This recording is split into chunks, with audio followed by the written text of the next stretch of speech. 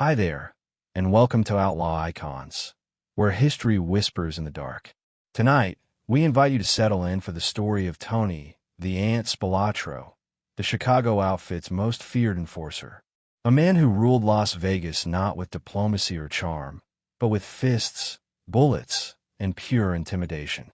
They called him the Ant, but there was nothing small about the fear he inspired. He was loyal, brutal, and unstoppable, until his rage and ambition helped bring down the very empire he was sworn to protect. Before we begin, tell us in the comments, where in the world are you listening from? And what time is it there right now? We love seeing this little underworld grow across countries and time zones. One story, one night, one crime at a time.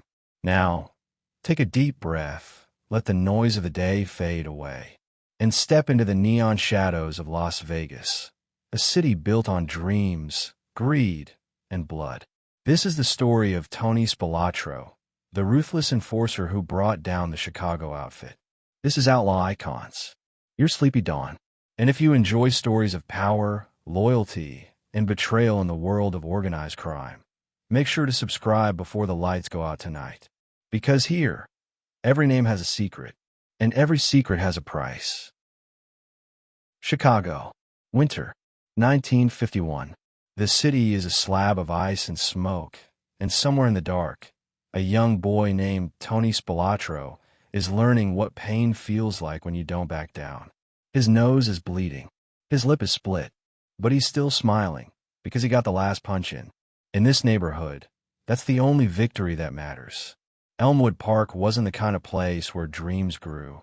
It was the kind of place where they fought to survive.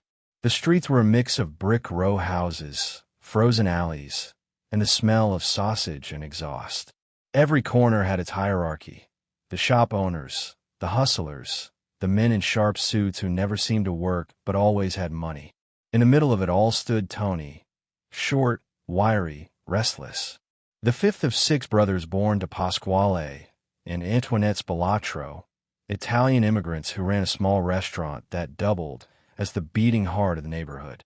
That restaurant, the Patsy's Corner Cafe, was more than a family business.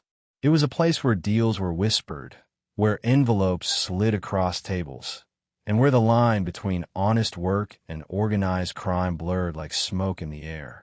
Tony would bust tables and wipe counters, pretending not to listen as men in fedoras murmured about collections, shipments, or who owed what. But he listened. He always listened. His father, a hard-working grocer, believed in keeping the family out of trouble. His mother prayed so loudly you could hear her through the walls. But no prayer could drown out the laughter of the wise guys who dropped by every night, leaving $100 bills under their plates like breadcrumbs. To a boy like Tony, that wasn't corruption, that was power. And in a city built on power, he wanted to share. School didn't interest him. The classroom felt too small for his energy, too slow for his temper. He was known for exploding at the smallest provocation, a shove, a smirk, a word. Teachers called him a menace. The other boys called him crazy. By 14, he'd been suspended more times than he could count. By 15, he'd been arrested for the first time, petty theft. A wallet from a locker. $50 gone in a heartbeat. It wasn't about the money, it was about the rush. Chicago police already knew his name. They wrote it down in reports with a shrug. Another kid from the West Side. But what they didn't know was that this kid wasn't like the rest. Tony didn't want to escape the streets. He wanted to own them. Every fight hardened him. Every scuffle in a back alley or argument over a dice game taught him something about how men moved when fear entered their eyes. At home, his mother scolded him with tears. His father tried silence, disappointment, anything that might bring him back. But Tony couldn't explain it. The pull, the adrenaline, the way his heart raced when trouble called his name. The Spelatro brothers were known around the block. Vincent, the oldest, took the path of peace and eventually the priesthood. Michael, soft-spoken and loyal, tried to keep Tony grounded. But Tony was the fire they couldn't control. The more his parents tried to contain him, the more he burned. By the mid-1950s, Chicago was already under the shadow of the outfit, the powerful organized crime syndicate that ruled gambling, loan sharking, and politics like an invisible government. It wasn't just about crime, it was about control. And for kids like Tony, that control looked like freedom. The outfit didn't just run the city, they defined what it meant to survive in it. Tony's introduction came quietly, almost accidentally. One afternoon, while delivering groceries for his father's store, he was stopped by a man in a black overcoat outside a social club. The man smiled, handed him $1 for carrying his bag, and said, "You got good eyes, kid. You see everything." Tony didn't realize it then, but that man was Sam DiStefano, one of the outfit's most feared loan sharks, a sadist wrapped in charm. That single encounter was like a spark to gasoline. Within months, Tony was running small errands, watching who came and went, delivering envelopes, passing messages. He never asked what was inside. He didn't need to. The money, the respect, the way men lowered their voices when he entered a room, it was intoxicating. The streets that once felt like a cage now felt like his kingdom. The outfit noticed his potential early.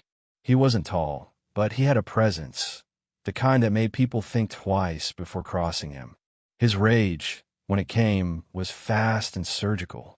He didn't swing wildly. He punished with precision.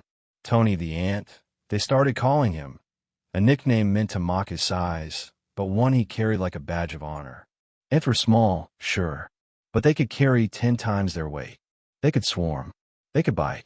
Violence became his language. He didn't seek it for pleasure, at least not yet, but as a tool, a way to make people listen when they wouldn't otherwise. When he broke a man's nose for trying to stiff him on a bet, the neighborhood stopped laughing at him. They started looking at him differently. But for all his toughness, there was still something restless beneath the surface, a hunger for approval, for belonging. The outfit offered that in ways his family couldn't. They treated him like an equal, like a man who mattered. And in return, Tony gave them loyalty, the kind that bordered on devotion. Chicago in those years was changing fast. The city glittered with jazz clubs, neon lights, and crooked cops. Politicians shook hands with mobsters in smoke-filled backrooms. To the average citizen, the outfit was an invisible myth. To Tony, it was the only truth that made sense. He didn't dream of being a cop or a businessman. He dreamed of being untouchable. Still, the cost of that dream began showing early. Friends disappeared. Names whispered one week would be found floating in the river the next. Tony saw it all. The rewards, the risks, the rules. You keep your mouth shut. You handle business quietly. You never bring heat to the family. And you never, ever betray the people who feed you. He learned those lessons fast. One night, after a fight broke out behind the cafe, Tony watched a man get dragged into a car and never return. He asked what happened. His father told him, "You didn't see anything." That phrase, "you didn't see anything," became a creed, a survival code disguised as advice. By 17, Tony's record included assault, larceny, and resisting arrest. He was already being watched by detectives who couldn't quite figure out if this kid was a punk or something more dangerous. Inside the outfit, his name began to circulate. He wasn't earning big money yet, but he had what mattered most, a reputation for doing whatever needed to be done without flinching. He started dressing sharper, talking less, and spending more time with older men who owned bars, gambling dens, and backroom clubs. Each handshake pulled him deeper. He wasn't just surviving the streets anymore. He was becoming part of the machinery that controlled them. The Spilotro home remained divided. His mother clung to faith. His father tried to keep the boys working in the family business. But Tony had already made his choice. The world of priests and prayers wasn't his world. His world was cash and courage, loyalty and leverage. He could feel it, the life of a street soldier calling him, like the hum of a train before you even see it. He got into a fight one summer night that nearly ended his life. A gambling argument, a broken bottle, a flash of red across his face. He spent days in the hospital, stitched and bandaged. But when he returned to the street, people looked at him differently. Not because he'd almost died, but because he'd survived. That was the moment Tony understood something crucial. In his world, fear was currency. You didn't earn it by being nice. You earned it by refusing to die. As the 1950s rolled on, Chicago's underworld began shifting. Sam Giancana, a rising power within the outfit, took control, expanding influence into politics, Hollywood, and Cuba. The organization needed enforcers, men willing to collect debts, silence witnesses, and protect their interests. Tony was exactly the kind of soldier they wanted: loyal, fearless, and willing to get his hands dirty. He was still young, still reckless, but his reputation was spreading beyond Elmwood Park. He started running with small-time crews who handled collections for Giancana's lieutenants. They'd visit gamblers who fell behind, businessmen who forgot who owned their street. Tony didn't enjoy hurting people, but he understood its purpose. Fear, when applied correctly, kept the gears turning smoothly. It was like oil in an engine. Without it, everything broke down. Yet even then, beneath the swagger, there was something almost tragic in the way Tony carried himself. He was chasing respect in a world that only rewarded control. His temper, his pride, his craving for acknowledgement, they were both his armor and his flaw. People whispered that he was too wild, too impulsive, too unpredictable for the long game. But he didn't care. To him, survival wasn't about the long game. It was about winning today. By 1954, Tony was officially on law enforcement radar as an associate of organized crime. He wasn't a made man yet. That would come later. But he was close enough to touch it. The FBI didn't have much on him. Just whispers, arrests without convictions, a pattern of violence without witnesses. But inside the outfit, they were watching too. Watching how he moved, how he handled pressure, how he reacted when disrespected. That same year, a man named Felix, Milwaukee Phil Alderigio, noticed Tony's potential. Alderigio was an enforcer with a reputation for precision and brutality, a craftsman of fear. When he needed young muscle, someone recommended the Spilotro kid. Small, mean, and smart, they said. Alderigio smiled. That's exactly the combination he liked. For Tony, that invitation was everything. It meant stepping out of the alleys and into the rooms where real power lived. No more errands. No more small-time hustles. This was the doorway into the outfit's inner sanctum. The life he'd been orbiting since he was old enough to throw a punch. But there was a cost he didn't see coming. The closer you got to power, the more it demanded of you. Every job came with a line you couldn't uncross, and every favor bound you tighter. In the outfit, loyalty wasn't a choice, it was a chain. As 1954 came to a close, Chicago shimmered with lights, jazz, and blood. Tony Spelatro stood at the edge of it all, a 19-year-old kid with a reputation for violence and a future written in whispers. He didn't know yet how far it would take him, or how deep it would pull him under. But the path was already set. And in the smoky backrooms of Chicago's underworld, men were beginning to say his name. Not with laughter, not with doubt, but with quiet respect and a touch of fear. Because the kid from Elmwood Park was no longer just another punk. He was becoming something else entirely. And soon, everyone would know it. Brothers in Blood, 1955 to 1960. The summer heat of 1955 settled over Chicago like a heavy hand. The air hung thick with the smell of diesel, sweat, and something faintly metallic, the scent of a city built on industry and crime. On the west side, Tony Spelatro was 20, and already, the streets whispered his name with equal parts fear and admiration. He wasn't a boy anymore. He'd earned his stripes the hard way. Fists first, loyalty second, questions never. At Patsy's Corner Cafe, the Spelatro family restaurant, the hum of conversation often fell silent when Tony walked in. Not out of respect, exactly, but out of awareness. People could sense it. That coiled energy behind his calm expression, that sharpness in his eyes like he was always calculating something invisible. His father, Pasquale, still wiped the same counter with the same rag, pretending his son's reputation didn't precede him. But the truth had already taken root. Tony wasn't like the other Spelatro boys. There were 6 of them in total. Vincent, the eldest, wore a collar instead of a gun. He'd taken vows as a priest, serving God in a family that increasingly served darker masters. Michael, younger and softer, had a quiet intelligence and a heart that tried to anchor Tony's rage. Patrick and John worked odd jobs, trying to keep the family business afloat. And then there was Tony, the short, restless one with a face that didn't flinch and a temper that could empty a room. The brothers were bound not just by blood, but by the gravity of the neighborhood. Elmwood Park was a world that rewarded survival, not virtue. And in that world, Tony was starting to rise. He ran collections now, enforcing payments for small-time outfit operations, gambling debts, protection money, kickbacks. The work wasn't glamorous, but it taught him the rhythm of fear, how long to pause before speaking, how close to stand when someone lied, how to leave a bruise without leaving evidence.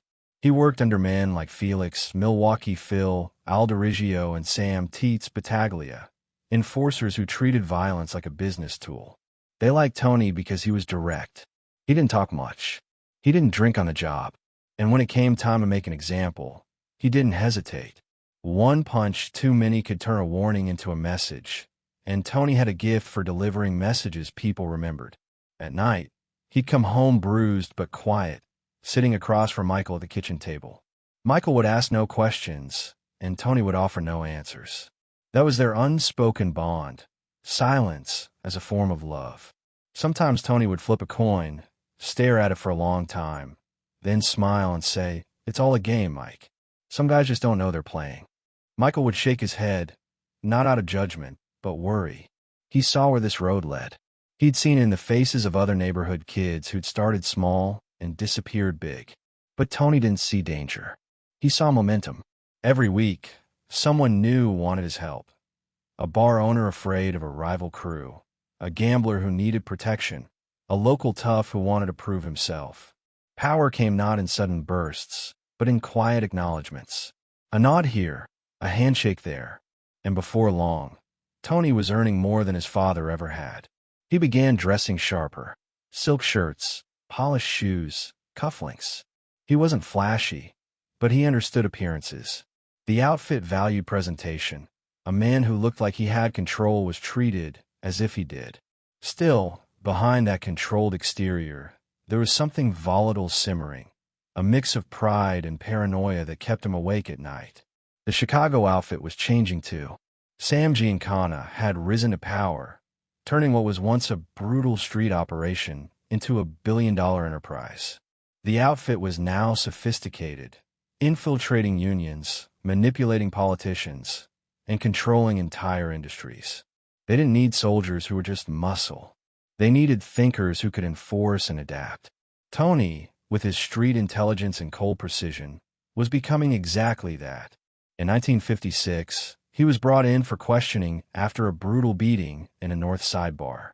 A bookmaker had refused to pay his cut, and someone had made sure he'd never walk properly again. The police report listed Tony's name, but no charges stuck. No witnesses. No one ever saw anything. That was the first time detectives began connecting him to outfit muscle. It wouldn't be the last. He was careful, but not invisible. Cops began parking outside the cafe, hoping to catch a glimpse of him. The regulars called them the Blue Shadows. Tony pretended not to notice, but inside, he loved it. Fear was one thing, but being watched, that meant you mattered. Still, for all his bravado, there were moments when his humanity peeked through. Late at night, after the city went quiet, he'd sit on the porch with Michael, cigarette in hand, watching the distant glow of downtown. He'd talk about wanting something bigger than street corner scraps. One day, he'd say softly, "I'll be the guy giving orders, not taking them." Michael would look at him, half proud, half terrified. He knew Tony wasn't lying. By 1957, Tony had his first serious brush with death. A meeting gone wrong, an argument over stolen goods that turned into a knife fight in a back alley. Tony walked away bleeding, but alive. The other guy didn't. The outfit took notice. Al Dirigio called it a lesson in initiative. The police called it unfounded. The streets called it Tony being Tony. That same year, an older mobster named Joe Batters, better known as Paul Ricca, took quiet interest in him. Ricca had been one of the architects of the outfit's empire, an old-school Don who preferred calm efficiency to chaos. When he looked at Tony, he saw both promise and risk.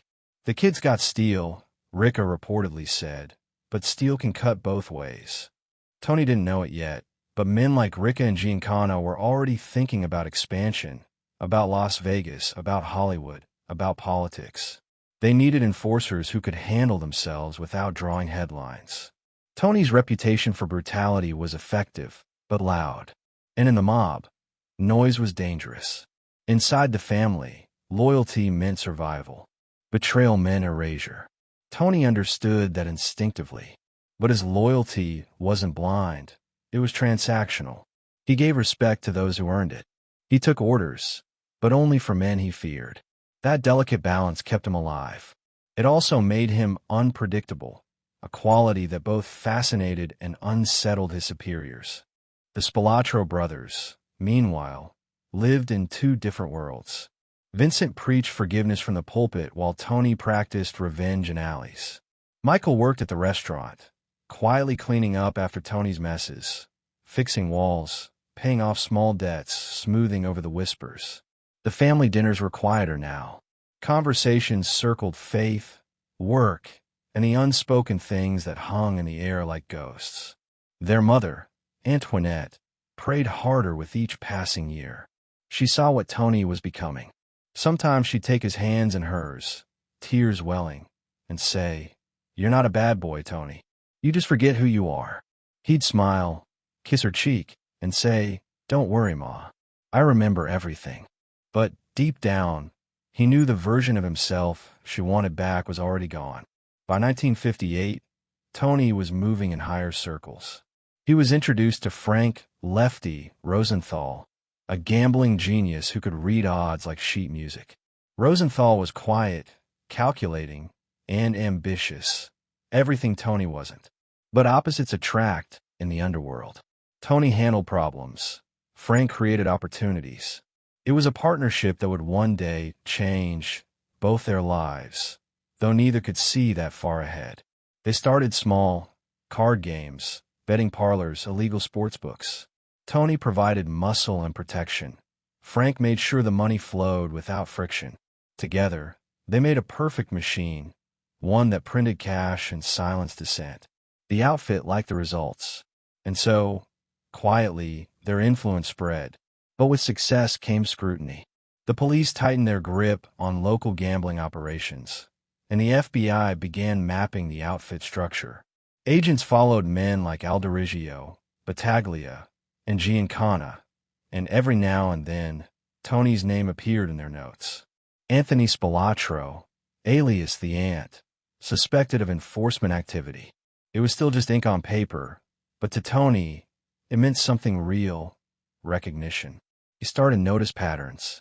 Every man he admired, DeStefano, Alderiggio, Giancana, had one thing in common. They were untouchable until they weren't. They ruled the streets, then vanished into prison or the grave. He saw it as a challenge, not a warning. He believed he could be different, smarter, harder, more careful. He'd play their game, but he'd never let it consume him. That belief would later destroy him. For now, though, Tony was unstoppable. His temper, once a liability, became his weapon.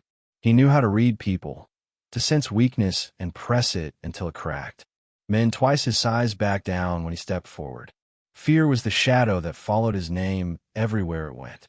And yet, for all his ruthlessness, Tony still valued family. He visited his parents every Sunday, never missed a holiday dinner, and always looked out for his brothers. To him, loyalty wasn't limited to the outfit. It was blood deep. Michael, now in his early 20s, began working more closely with him, running small errands, managing legitimate fronts. He didn't approve of Tony's path, but he couldn't stay away either. Blood had its own gravity. In 1959, a local detective named Patrick Healy made it his mission to bring Tony down. He'd grown up in the same area, knew the same streets, and understood how the outfit operated. "That Spelatro kid," Healy told colleagues, "he's got ambition written all over him, and that's what'll get him killed." For months, Healy tailed him, pulled records, questioned witnesses. But every lead died the same way: silence, intimidation, disappearance. Tony played it cool, even joked about it. "If they're following me," he once said, "at least someone's getting their steps in." But behind that humor was a truth he couldn't ignore. The higher he climbed, the smaller the circle of trust became. Every handshake could be a setup. Every smile could hide betrayal. The streets that had once raised him now waited for the perfect moment to turn on him. As 1960 approached, Tony stood on the threshold of something bigger. He was no longer just an enforcer. He was becoming a name, a brand of violence that carried weight across the city. The outfit saw potential, but also danger. There was talk of sending him west, somewhere quieter, somewhere useful. Las Vegas was starting to shine on the horizon like a mirage of opportunity. The outfit needed men who could handle it, men with muscle and loyalty. Tony fit the bill, but Chicago wasn't done with him yet. The city had a way of holding on to its sons, especially the ones who owed it blood. Tony's story was only beginning to stretch beyond the cold streets of Elmwood Park. Yet every step forward carried the echo of where he came from, a neighborhood where boys learned early that survival and sin were the same word. As the clock turned toward a new decade, Tony looked out across the city skyline from a bridge over the Chicago River. The water below reflected the lights of buildings owned by men he worked for, men whose names would never appear in newspapers, but whose reach could choke nations. He flicked his cigarette into the dark, watching the ember vanish into black water. Behind him, Chicago slept. Ahead of him, Vegas waited. And in that fragile silence between two worlds, Tony Spelatro smiled, unaware that every step he took toward power would also lead him toward his grave. The outfit's enforcer, 1960 to 1967. The wind off Lake Michigan was sharp that winter, the kind that cut through your coat and settled in your bones. Chicago in the early 1960s was a city divided by fear and ambition, by crooked deals made in corner booths and promises whispered in the backs of black sedans. For most men, it was a place to work, to survive, to disappear into the machinery of the city. But for Tony Spelatro, it was a stage, one he was finally ready to own. He was 22, lean, restless, and meaner than he'd ever been. The years of running errands and breaking knuckles for pocket cash were behind him. Now, he had a purpose. He had eyes on him, the kind that could make or unmake a man overnight. The Chicago outfit was no longer the chaotic force of its bootlegging days. Under Sam Giancana, it had evolved into something colder, more efficient, almost corporate in its reach. It wasn't just the mob anymore. It was an empire. They ran unions, casinos, construction companies, politicians, and police precincts. And every empire needs enforcers. Men who make sure the system runs smoothly by reminding others what happens when it doesn't. That's where Tony came in. He started working closely with Sam DiStefano, a man whose name was spoken with the same respect one gives to hurricanes. DiStefano was unpredictable, sadistic, and brilliant in his cruelty. He ran loan sharking operations across Chicago, lending money to gamblers and small businessmen, collecting debts through terror. Tony became his right hand. He watched, he learned, he adapted. DiStefano was a master of fear. He didn't just hurt people, he orchestrated it, turning violence into theater. He'd bring debtors into his basement, torture them with electric shocks, and then lecture them calmly about responsibility. Tony took note of everything: how to break a man physically and psychologically, how to make sure the pain carried a message. But even under a man like DiStefano, Tony's ambition burned quietly. He wasn't content to just follow orders forever. He wanted control. He wanted the respect that came with being his own boss. What set him apart wasn't just his brutality, it was his patience. He understood timing. He knew when to talk, when to strike, when to disappear. In a world full of loud threats, Tony's silence was its own kind of menace. By 1961, his name had begun appearing in police briefings, always on the periphery of violence, never quite in the center. A bookmaker's beating, a suspected informant found floating in the Calumet River, a restaurant owner who missed payments and vanished overnight. The cops whispered his nickname now, the Ant. It started as mockery, but it stuck because it fit. Small but relentless. Swarming. Unstoppable when provoked. His connection to the outfit deepened through Milwaukee Phil Alderigio, one of the most disciplined and feared enforcers in Chicago's history. Alderigio liked Tony's work ethic, his lack of fear, and his understanding that violence wasn't personal. It was procedural. They became partners in the enforcement arm of the outfit, a role that made Tony part of an elite inner circle responsible for keeping order among soldiers and associates. When someone stepped out of line, Tony stepped in. He collected debts. He made examples. And when necessary, he made people disappear. In 1962, a local thief named William Action Jackson was accused of skimming from the outfit and cooperating with the FBI. For men like Tony, betrayal was the worst sin imaginable. Alderigio and DeStefano ordered that Jackson be taught a lesson. Tony was there. The torture was unspeakable. Days of pain, humiliation, and degradation. Jackson's body was later found mutilated, a warning to anyone who thought of talking to law enforcement.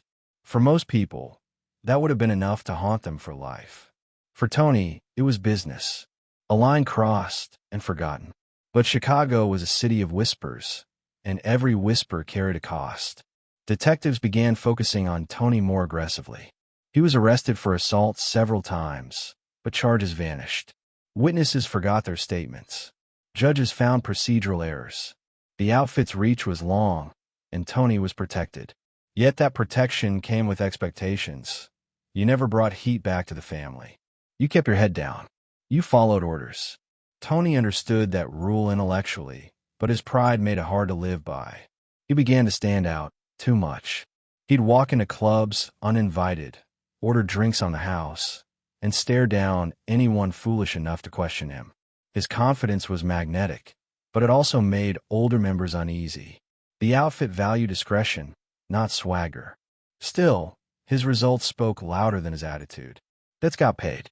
Problems disappeared. And fear of Tony Spelatro spread like a stain through Chicago's underworld. His friendship with Frank Lefty Rosenthal deepened during these years. Rosenthal was the opposite of Tony in every way.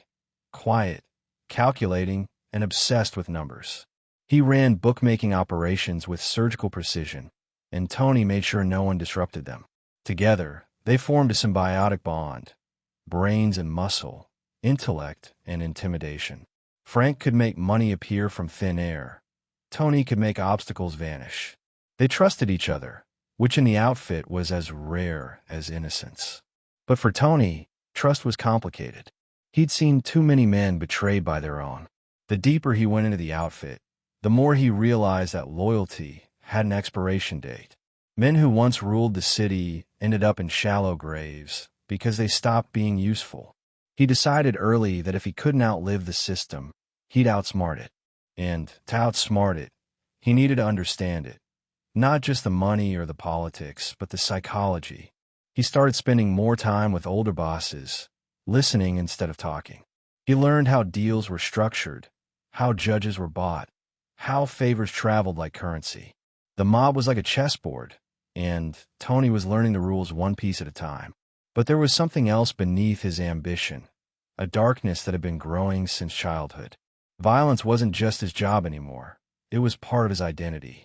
In 1963, after the Kennedy assassination, the outfit found itself under unprecedented federal scrutiny. The FBI was growing teeth, and informants were popping up everywhere. The old days of doing business openly were over. Tony adapted quickly. He started using coded language, disposable phones, and anonymous cars. He kept his crew small, loyal, and tightly controlled. He was learning that survival in the mob wasn't about being the toughest man in the room. It was about being the smartest one known. That same year, a new generation of mobsters was emerging. Men who saw the outfit as a business rather than a brotherhood. Tony straddled both worlds. He still believed in the old codes, respect, family, silence, but he also saw opportunity in modern crime. The outfit was moving into new territories. drugs, credit card scams, and casino money. Tony watched, waited, and positioned himself for the moment when those new doors opened. By 1964, his power was undeniable. He controlled crews in the western suburbs, oversaw collections, and acted as liaison between Alderigio and smaller street operators. He had earned a reputation for efficiency. When someone owed money, they paid. When someone lied, they vanished. His violence wasn't chaotic anymore. It was calculated, and that made him dangerous. Yet even as his power grew, so did his paranoia. He began carrying a gun everywhere, not because he expected an attack, but because he couldn't shake the feeling that one was coming. In his line of work, enemies weren't just external.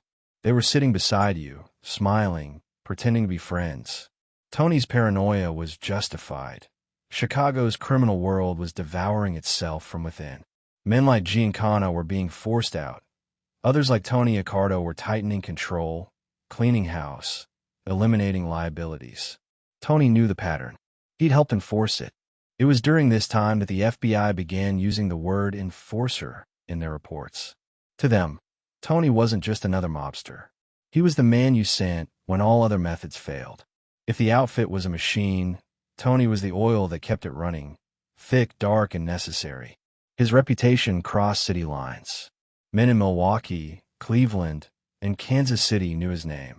And when they did business with Chicago, they did it carefully. He had also begun to refine his persona. In public, he was polite, even charming. He dressed in well-cut suits, tipped waiters generously, and kept his tone low. But beneath that surface was a predator's calm, the kind that made others uneasy without understanding why. He had mastered the art of presence. You couldn't take your eyes off him, and that was exactly how he liked it. Still, there were cracks beneath the armor. The more he killed, the more detached he became. Friends from his early days noticed a change, a coldness, a loss of humor. He'd sit at the bar and stare into his drink for minutes at a time, lost in thought. When asked what was wrong, he'd shrug and say, "Nothing, just thinking about tomorrow." But tomorrow, for a man like Tony, always looked the same. Another job, another threat, another night spent waiting for the bullet with his name on it. The outfit rewarded him with money, but money meant little to Tony. What mattered was respect, the silent acknowledgement that he'd become indispensable. He'd risen from a street punk to one of the most feared men in Chicago, and yet, somewhere inside, he still felt like that kid fighting in an alley to prove he belonged. The hunger never left. It just evolved. In 1965, the outfit began eyeing Las Vegas more seriously. The desert city was booming, a golden frontier for gambling and laundering. Chicago wanted its share, but they needed someone they could trust to keep the peace, to make sure the skimming operations ran without interference. Someone tough enough to command respect and smart enough not to attract headlines. Tony's name came up. The bosses knew his loyalty. They also knew his temper. Sending him west would be both a reward and a test. Before he left, Tony helped settle a few final scores. One was a small-time hustler who'd stolen from a connected bookmaker. Tony handled it personally. He didn't kill the man. He didn't have to. He broke 3 fingers and whispered, "This is mercy. Don't ever mistake it for weakness." The message was received, and Tony's legend grew. By the late 1960s, the city was changing fast. Riots, corruption scandals, and new waves of law enforcement pressure. But Tony remained untouched. He'd become what he always wanted, untouchable, at least for now. His name was a warning, his presence a deterrent. He'd carved out a place in the outfit that only a few ever reached, a man trusted to enforce its will without question. And yet, even as he stood at the height of his power, something restless stirred inside him. Chicago had become too small. The same streets that had once built him now felt claustrophobic. He wanted more control, more territory, more meaning. Las Vegas shimmered in his imagination like a mirage of reinvention. The bosses saw it too. They'd tested him, watched him, and decided he was ready. He'd proven himself in blood, in silence, in loyalty. Now it was time to see if he could turn that fear into profit. One night in late 1967, Tony sat in a dark booth at Patsy's Cafe, staring out the window at the passing cars. The restaurant was quieter now, his parents older, his brothers distant. Michael still visited, but there was a sadness in his eyes whenever he looked at Tony, as if he could already see where all this would end. Tony smiled at him, a small, weary smile. "I'm going to make it big, Mike," he said. "Bigger than Chicago. You'll see." And Michael, his voice soft, replied, "Just remember, the bigger the shadow, the darker the fall." Tony didn't answer. He didn't have to. He already knew he was too deep to turn back. The next chapter of his life would take him far from the cold alleys of Chicago to the sun-scorched streets of Las Vegas, where the stakes were higher, the enemies smarter, and the rules deadlier. But for now, the enforcer sat in silence, the city humming outside, the wind rattling the glass like a distant warning. Tony Spelatro had survived the streets. Now he was about to conquer them. And the cost of that conquest, he hadn't even begun to imagine. Rise of a Mad Dog, 1967 to 1971. It was the summer of 1967, and the streets of Chicago were burning with unrest. Riots, protests, corruption. The city had become a battlefield between the law and the lawless, and somewhere in between walked Tony Spelatro, calm, calculating, and ready for the next evolution of his life. He was 29, already a veteran in the outfit, known in every police precinct and whispered about in every barroom. To the FBI, he was a young, ambitious enforcer. To the men who knew him, he was something else, a man who could smile and murder in the same breath. And that combination made him invaluable. By then, the outfit had spread its roots far beyond Chicago. It had hands in Kansas City, Milwaukee, Cleveland, and deep into the neon sprawl of Las Vegas. The desert city was booming, a place where cash flowed faster than conscience. The casinos glittered like temples of luck, but underneath, they were all connected to men like Tony Accardo and Sam Giancana. Men who understood that the real game wasn't gambling. It was skimming, taking a slice of every dollar that passed over the tables, invisible to the books, untraceable to the law. Chicago needed someone they could trust to keep those operations safe. Someone ruthless enough to silence problems before they became headlines. And someone too young to realize that every promotion in the outfit came wrapped in a noose. Tony Spelatro fit perfectly. Before they sent him west, the bosses wanted one final show of loyalty. Chicago had become a breeding ground for rats, informants, hustlers, men who'd forgotten the code of silence that once bound them all. One name surfaced again and again. William Action Jackson, the same man Tony had helped interrogate years earlier. This time, the message needed to be louder, uglier. Tony didn't argue. He never did. The torture that followed was one of the most infamous in mob history. Days of agony, screams drowned by the hum of traffic above, pain turned into theater. When it was over, Tony didn't flinch. He walked away, wiped his hands, and went home to dinner. That's what set him apart, his ability to leave horror behind like a coat he'd outgrown. The message worked. The streets went quiet. But inside the outfit, whispers began to grow. "He's too wild," some said. "Too unpredictable." Even Alderiggio, his mentor, had started to warn him to keep his temper in check. "Fear is good," Alderiggio once told him. "But too much of it, and the bosses start fearing you." Tony understood the advice, but he couldn't follow it. Fear was his currency, and he was rich in it. He started seeing patterns others missed. How one show of violence could control an entire neighborhood for months. How reputation could do more damage than bullets. He learned that in the underworld, brutality was like perfume. Use too much and it repelled.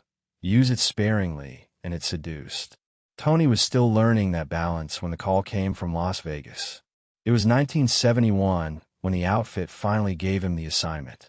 The instructions were simple: protect our interests, manage our people, and make sure the skim keeps flowing. Tony's job wasn't a gamble. It was to guard. The mob had invested heavily in the Stardust, the Fremont, the Hacienda, and the Marina casinos. Millions passed through those cages every day. A fraction of that, maybe 2%, was pulled out before it reached the books. That money, stuffed into hidden compartments and flown out under false manifests, went back to Chicago, Kansas City, Milwaukee, anywhere the syndicate had power. And now Tony would be the guardian of that river of cash. Las Vegas was a different kind of jungle. In Chicago, power was earned through fear and blood. In Vegas, it was bought with charm and subtlety. But Tony didn't do subtle. He arrived in a city built on smiles and lies. And within weeks, people realized that this man wasn't like the rest of the mob guys who came before. He wasn't smooth, he wasn't patient, and he didn't play games. He ruled through intimidation, not illusion. Frank "Lefty" Rosenthal had already established himself as the brain behind the operation, a gambling genius who could calculate odds faster than most people could blink. He ran the casinos for the outfit through frontmen, keeping the books clean and the profits dirty. Tony and Frank's partnership, formed years earlier in Chicago, reignited instantly. They needed each other. Frank handled the numbers. Tony handled everything else. Their system worked for a while. The casinos flourished, the skim was steady, and the bosses were happy. Tony made sure no one messed with the money, the employees, or the reputation of their empire. But while Frank's influence grew behind the scenes, Tony's grew on the streets. He wasn't content to just watch over the casinos. He wanted the whole city to know his name. He started recruiting local thieves, burglars, and hustlers, misfits who owed him favors or feared his wrath. Together, they formed the nucleus of what would later be called the Hole in the Wall Gang. They specialized in break-ins that seemed impossible.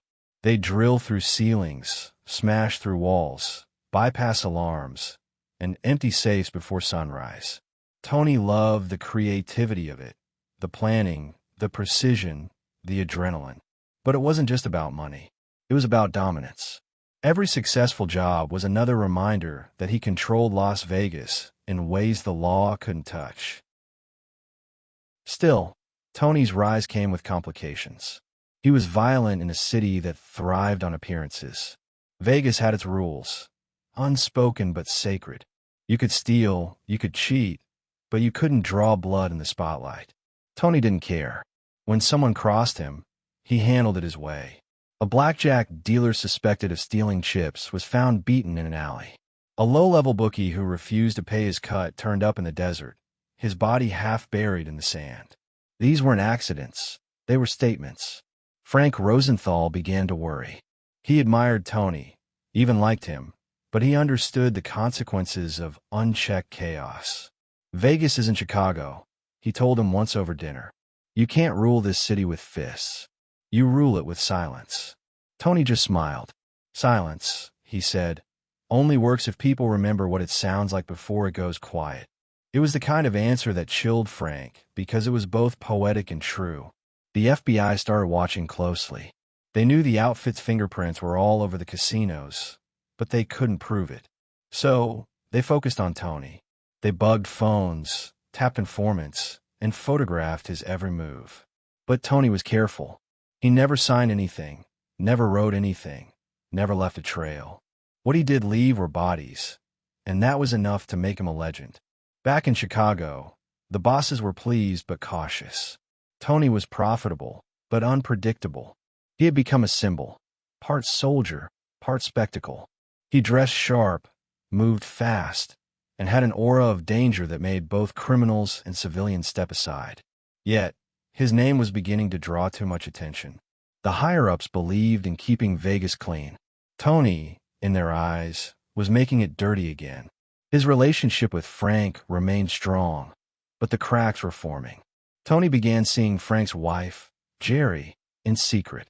It was reckless, even suicidal. In the mob, touching another man's wife, especially a friend's, was the kind of sin that got you buried in the desert. But Tony couldn't help himself. Maybe it was the thrill, maybe it was the ego, maybe it was both. Geri was drawn to him for the same reasons everyone else was. The danger, the magnetism, the illusion of control. But what started as passion quickly became poison. Geri's affair would later become one of the sparks that ignited Tony's downfall. For now, though, he felt invincible. The FBI had nothing solid. The bosses were still sending money, and Vegas trembled under his name. He walked the casino floors like a king, his presence enough to stop conversations. Dealers, pit bosses, even tourists could sense it, that silent current of fear that followed him wherever he went. In 1969, a small-time burglar named Frank Cullotta re-entered Tony's life. They'd grown up together in Chicago, and Cullotta had always been loyal. Tony brought him to Vegas and made him his lieutenant, trusting him with jobs, money, and secrets. Together they expanded the hole in the wall gang, pulling off daring robberies across the city. Their bond was strong, until it wasn't. Because in Tony's world, loyalty was like sand. It shifted constantly, eroded by greed and fear. Cullotta admired Tony, but also feared him deeply. Everyone did. They said Tony could look at you and know whether you'd ever betray him. Sometimes, they said, he killed men not because they'd done something wrong, but because he thought one day they might. The murders continued quietly. A body in a car trunk here, a man disappearing there. The FBI called it a pattern of disappearances. The outfit called it housekeeping. Tony called it Tuesday. Yet beneath his calm exterior, he was beginning to fray. The more he killed, the more the paranoia grew. He started carrying multiple guns, wearing bulletproof vests, checking under his car every morning. He'd tell people, if they want me, they better bring an army. It wasn't bravado anymore. It was belief. Still, the profits were undeniable. Under Tony's watch, the Vegas skim reached millions a year. The casinos thrived, the bosses got rich, and Chicago stayed quiet. For a brief moment, Tony had achieved something rare in the mob: absolute control over his domain. But in the outfit, absolute control always breeds absolute suspicion. Back home, murmurs began. He's too powerful, some said. Too visible. They remembered others like him. Men who had flown too close to the sun and ended up face down in it.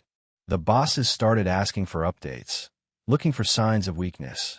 None came, not yet. But the air was changing. Tony didn't notice. Or maybe he did and refused to care. He'd built his kingdom on violence, and he was convinced that as long as he was feared, he was safe. By 1971, that kingdom was stronger than ever. The hole-in-the-wall gang operated with impunity. The casinos kept flowing cash, and Tony's name had spread across the desert. But the balance between power and destruction was tipping. He'd become addicted to control, unable to stop himself from pushing boundaries. His violence, once strategic, was now impulsive. Every insult, every whisper, every slight demanded blood. To outsiders, he was living the dream. A powerful enforcer in America's most glamorous city, surrounded by wealth, women, and respect. But behind the glitz, he was a man haunted by ghosts. Men he'd killed, friends he no longer trusted, and a future he couldn't escape. He'd stare out from his Vegas home at the empty desert beyond the lights, and sometimes he'd say to no one, "This place looks alive, but it's just a graveyard with better lighting." He was right, though he didn't know it yet. The same desert that glittered under the casinos would one day swallow him whole. But for now, the Mad Dog of Chicago had found a new cage to rattle. And in Las Vegas, under the hum of neon and sin, Tony Spelatro was about to become a legend, not for how he lived, but for how violently he ruled. The desert was patient. It always was.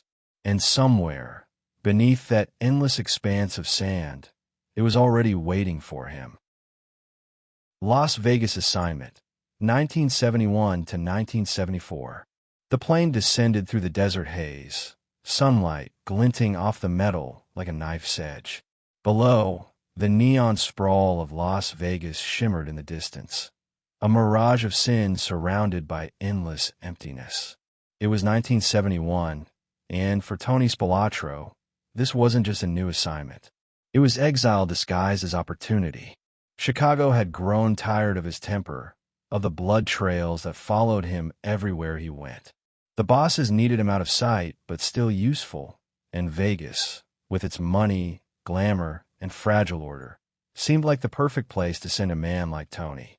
They didn't know it yet, but the city was about to become his empire and his undoing. He arrived without fanfare, no entourage, no grand introduction.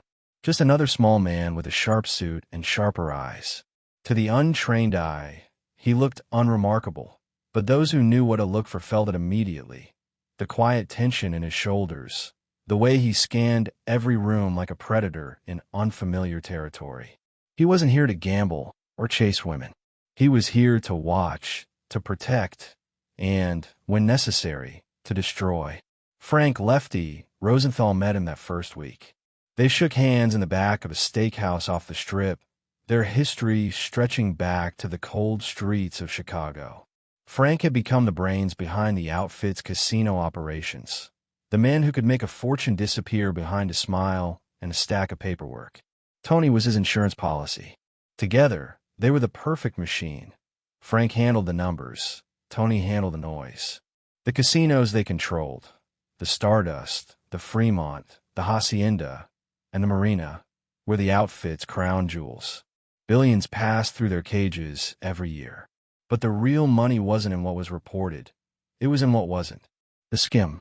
A quiet, invisible flow of cash that vanished before it reached the books, hidden in plain sight and shipped back to Chicago in briefcases, car trunks, and private planes. Tony's job was to make sure no one interfered with that flow. Not employees, not gamblers, not law enforcement. He was the wall between the outfit's fortune and the chaos waiting outside. He established himself quickly. Within weeks, word spread across Vegas. There was a new man in town, and he didn't play games. Dealers who cheated, employees who skimmed, even locals who thought they could muscle the casinos. Tony dealt with them all.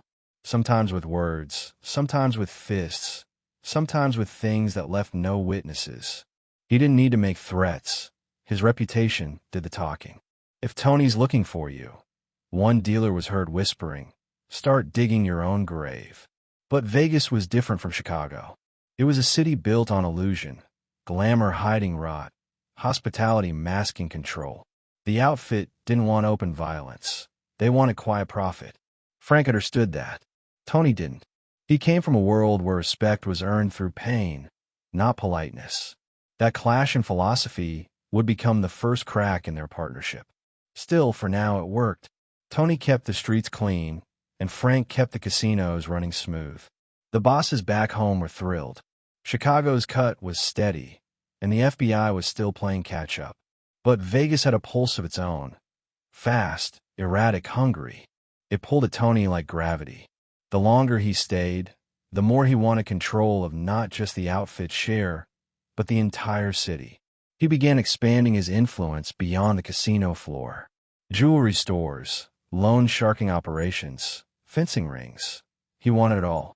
He recruited a crew of burglars and thieves, many from Chicago, men who owed him their lives or their silence. Among them was Frank Cullotta, a childhood friend whose loyalty ran deep, for now. Together they formed what locals would soon whisper about as the Hole-in-the-Wall Gang, named for their method of breaking into businesses by drilling through adjoining walls. It was genius in its simplicity and brutal in execution. They hit pawn shops, homes, even other criminals. Each score made Tony richer, but more importantly, it made him feared. Tony didn't just want money. He wanted domination. He began carrying himself differently, dressing flashier, talking louder. He bought expensive cars and houses, hosted lavish parties, and built a network of connections that included cops, politicians, and casino executives. Everyone wanted to be near him, even if they didn't understand why. There was something magnetic about him, a mix of charm and danger that made people lean, and even his instinct told them to stay away. But with fame came scrutiny. The FBI had been quietly watching the casinos for years, tracking the unreported cash that vanished from the counting rooms. They didn't have enough to move on the skim, but Tony's presence gave them something else to chase. They started bugging phones, planting cameras, recruiting informants. Tony noticed the tails early. He'd flash them a grin, wave as they followed his car, or pull over and ask if they wanted coffee. It was a game to him, But to the Bureau, it was proof. This man wasn't just another soldier. He was the center of something bigger. Inside the casinos, tension simmered. Frank Rosenthal was becoming a celebrity in his own right, running the operations with obsessive precision, hosting television segments, and openly defying Nevada gaming regulators who try to shut him down. He saw himself as the architect of Vegas's golden age, but Tony's growing visibility made him nervous. Frank thrived on control. Tony thrived on chaos. They needed each other, but each despised what the other represented. Frank believed in order. Tony believed in fear. Their arguments grew sharper, their trust thinner. Frank would tell him, "You're bringing too much heat," and Tony would shrug. Heat keeps people honest. The truth was, they were both right, and both doomed by it. Tony's violence became unpredictable. He beat a man nearly to death for shorting a delivery on stolen goods. He stabbed another in the thigh for talking back. He was still efficient, still professional in his way, but the boundaries were blurring. He wasn't just enforcing anymore. He was indulging. Every act of brutality fed something inside him, a hunger he didn't know how to satisfy.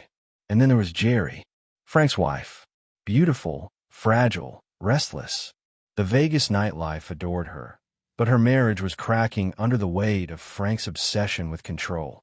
Tony stepped into that void, comforting, protective, dangerous.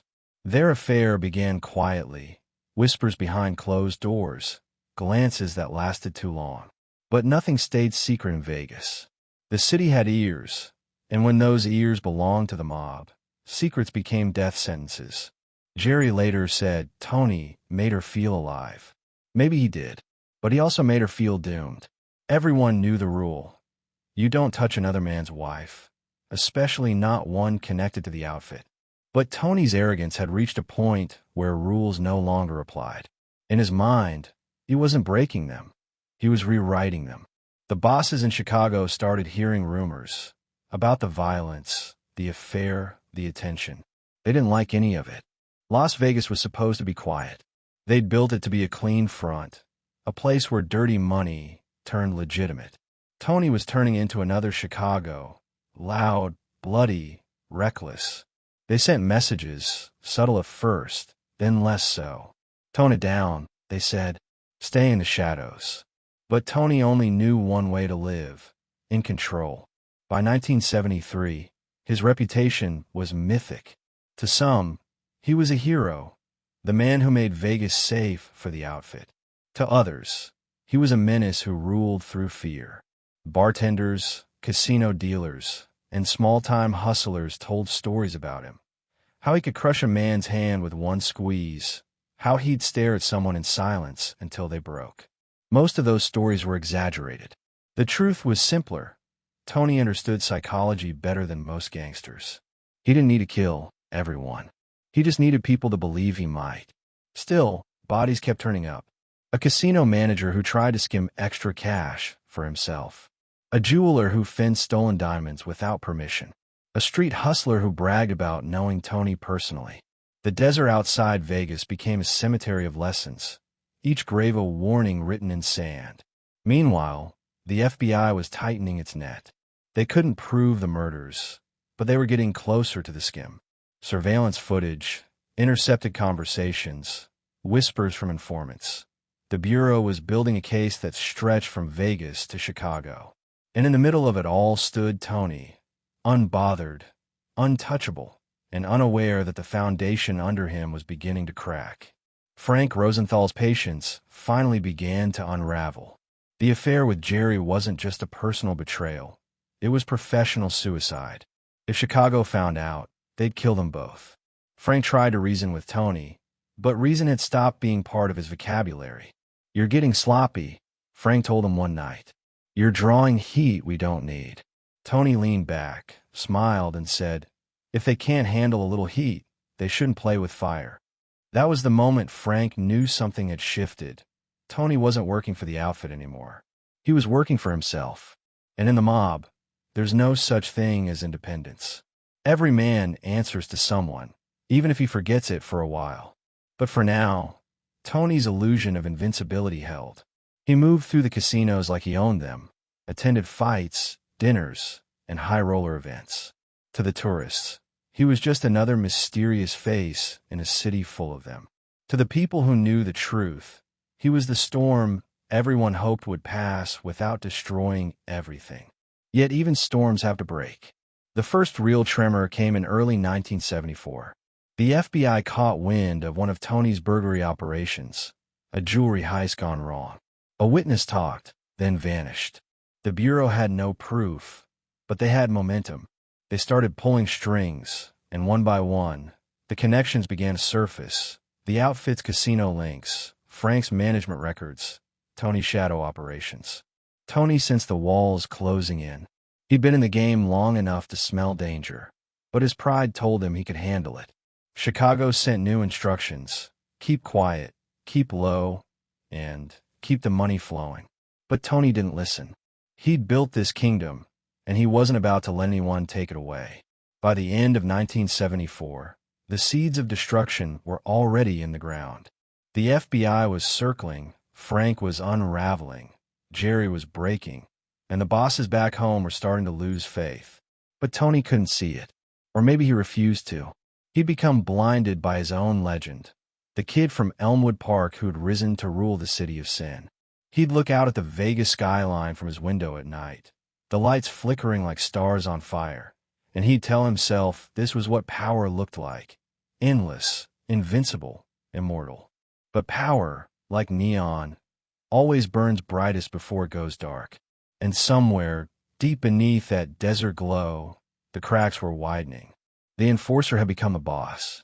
The loyal soldier had become the liability. And for Tony Spelatro, the desert was about to remind him what it did. Building the hole in the wall gang, 1975 to 1978. By 1975, the lights of Las Vegas burned brighter than ever. Casinos stretched across the strip like monuments to greed, and every sound, the ringing slots, the laughter, the distant whir of ceiling fans, was the hum of a city that never slept. But under all that glitter, something darker was stirring. Tony Spelatro had been in Vegas long enough to understand that this place, this desert kingdom of illusion, ran on two currencies: money and fear. He controlled both. Yet, for all his power, there was something missing, the sense of raw control he once had back in Chicago, when everything could be solved with a punch, a threat, or a whispered order. Vegas made men soft. Tony wasn't built for softness. He needed chaos to feel alive. He began spending less time in the casinos and more time in the back streets, pawn shops, bars, and motels where the real city lived. These weren't the tourists and high rollers. These were the hustlers, thieves, and outcasts, men who'd sell their souls for a few $100. Tony saw potential in them. The casinos had their order, but the streets had their soldiers. And Tony, restless and ambitious, wanted his own army. Frank Cullotta was his right hand. They'd grown up together in Chicago, running small jobs and surviving on instinct. Cullotta was loyal, or at least as loyal as anyone could be in a world where trust was currency and betrayal was always on credit. Tony called him to Vegas, and together they began recruiting. The men they chose weren't polished mobsters or smooth-talking bookmakers. They were the broken kind: thieves, safecrackers, burglars, men with nothing to lose. Some had fled debts in Chicago, others were hiding from the law. Tony offered them protection, money, and something more: purpose. They called themselves the Hole in the Wall Gang, though the name came later, a dark joke born from their signature method. Instead of breaking through doors or windows, they'd drill through adjoining walls, bypassing alarms and guards. It was clever, quiet, and devastatingly effective. They'd enter from the side, sweep the place clean, and vanish before dawn. Tony loved the ingenuity of it. To him, it was proof that crime, like war, rewarded those who thought differently. Their first hits were small: jewelry stores, electronic shops, private homes of rich tourists. But the success was addictive. Each job brought in tens of thousands, sometimes hundreds. They'd split the money, celebrate quietly, and move on to the next target. Tony handled the logistics: who they robbed, when, and how much went back to the outfit. At first, Chicago didn't care. As long as the skim money from the casinos kept flowing, no one asked questions. But Tony's ambition had no ceiling. He began fencing stolen goods through legitimate businesses, using fronts that looked clean on paper but were washed with cash underneath. Pawn shops, import stores, even repair shops, all became part of his growing empire. He had connections in every corner of the city. Policemen on his payroll, clerks who turned a blind eye, managers who knew better than to ask questions. Vegas was becoming his playground, and he strutted through it like a man who believed he was untouchable. But the more he took, the more visible he became. FBI agents started keeping files thicker than Bibles on him. They followed him to dinners, recorded his calls, even bugged his meetings. Tony knew, and he didn't care. He'd wave at them, flash his smile, and say, "Hope you boys brought sunscreen." It was arrogance disguised as confidence, a mask that had worked in Chicago but was starting to crack under the relentless desert sun. He had everything: money, power, women, respect. But what he didn't have was restraint. The hole-in-the-wall gang became reckless. What started as precise, professional jobs turned sloppy. Too many hits, too close together. Too many witnesses. Tony had built his empire on fear, but fear is a fragile foundation. Once people realize they can survive you, they stop being afraid. The casinos, once his fortress, began to slip from his grasp. Frank Rosenthal grew colder, distant. Frank believed in control, in order, in keeping the city quiet. Tony's chaos made that impossible. The more blood spilled, the more attention the FBI gave them.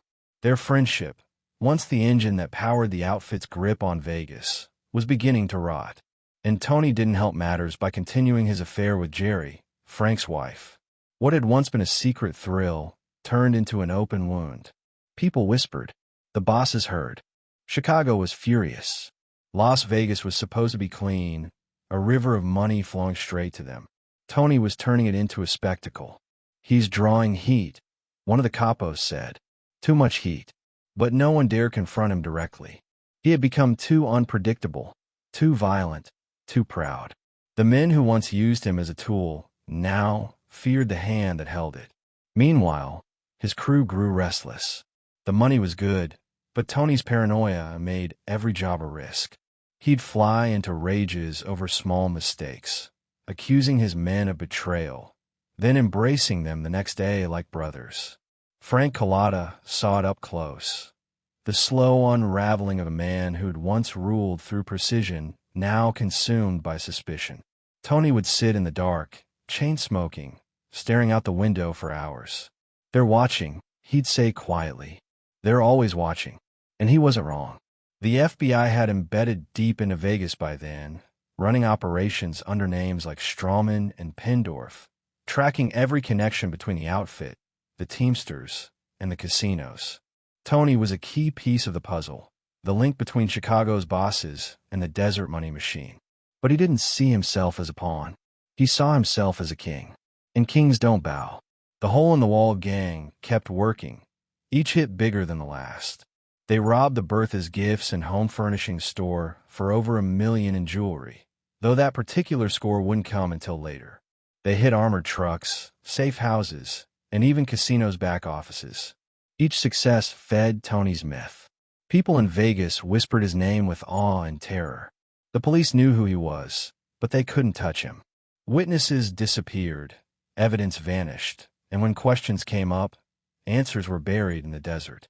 But even legends bleed. One night, a burglary went sideways. A guard showed up early. A silent alarm tripped. The crew barely escaped. For Tony, it wasn't just a close call. It was an insult. Someone, he believed, had tipped off the police. The next day, he gathered his men in a warehouse outside the city. He walked in quietly, smiling, then slammed a hammer onto the table. "Someone here talked," he said, his voice calm, almost soft. "If I find out who, I'll make them wish the cops had gotten to them first." No one said a word. They didn't have to. Everyone believed him. Tony's paranoia was no longer strategy. It was madness. He began seeing betrayal in every shadow, every glance. Even Frank Cullotta started keeping his distance, careful not to say too much, not to look too long. The bond that had held them together since Chicago was unraveling. Tony trusted no one, not even himself.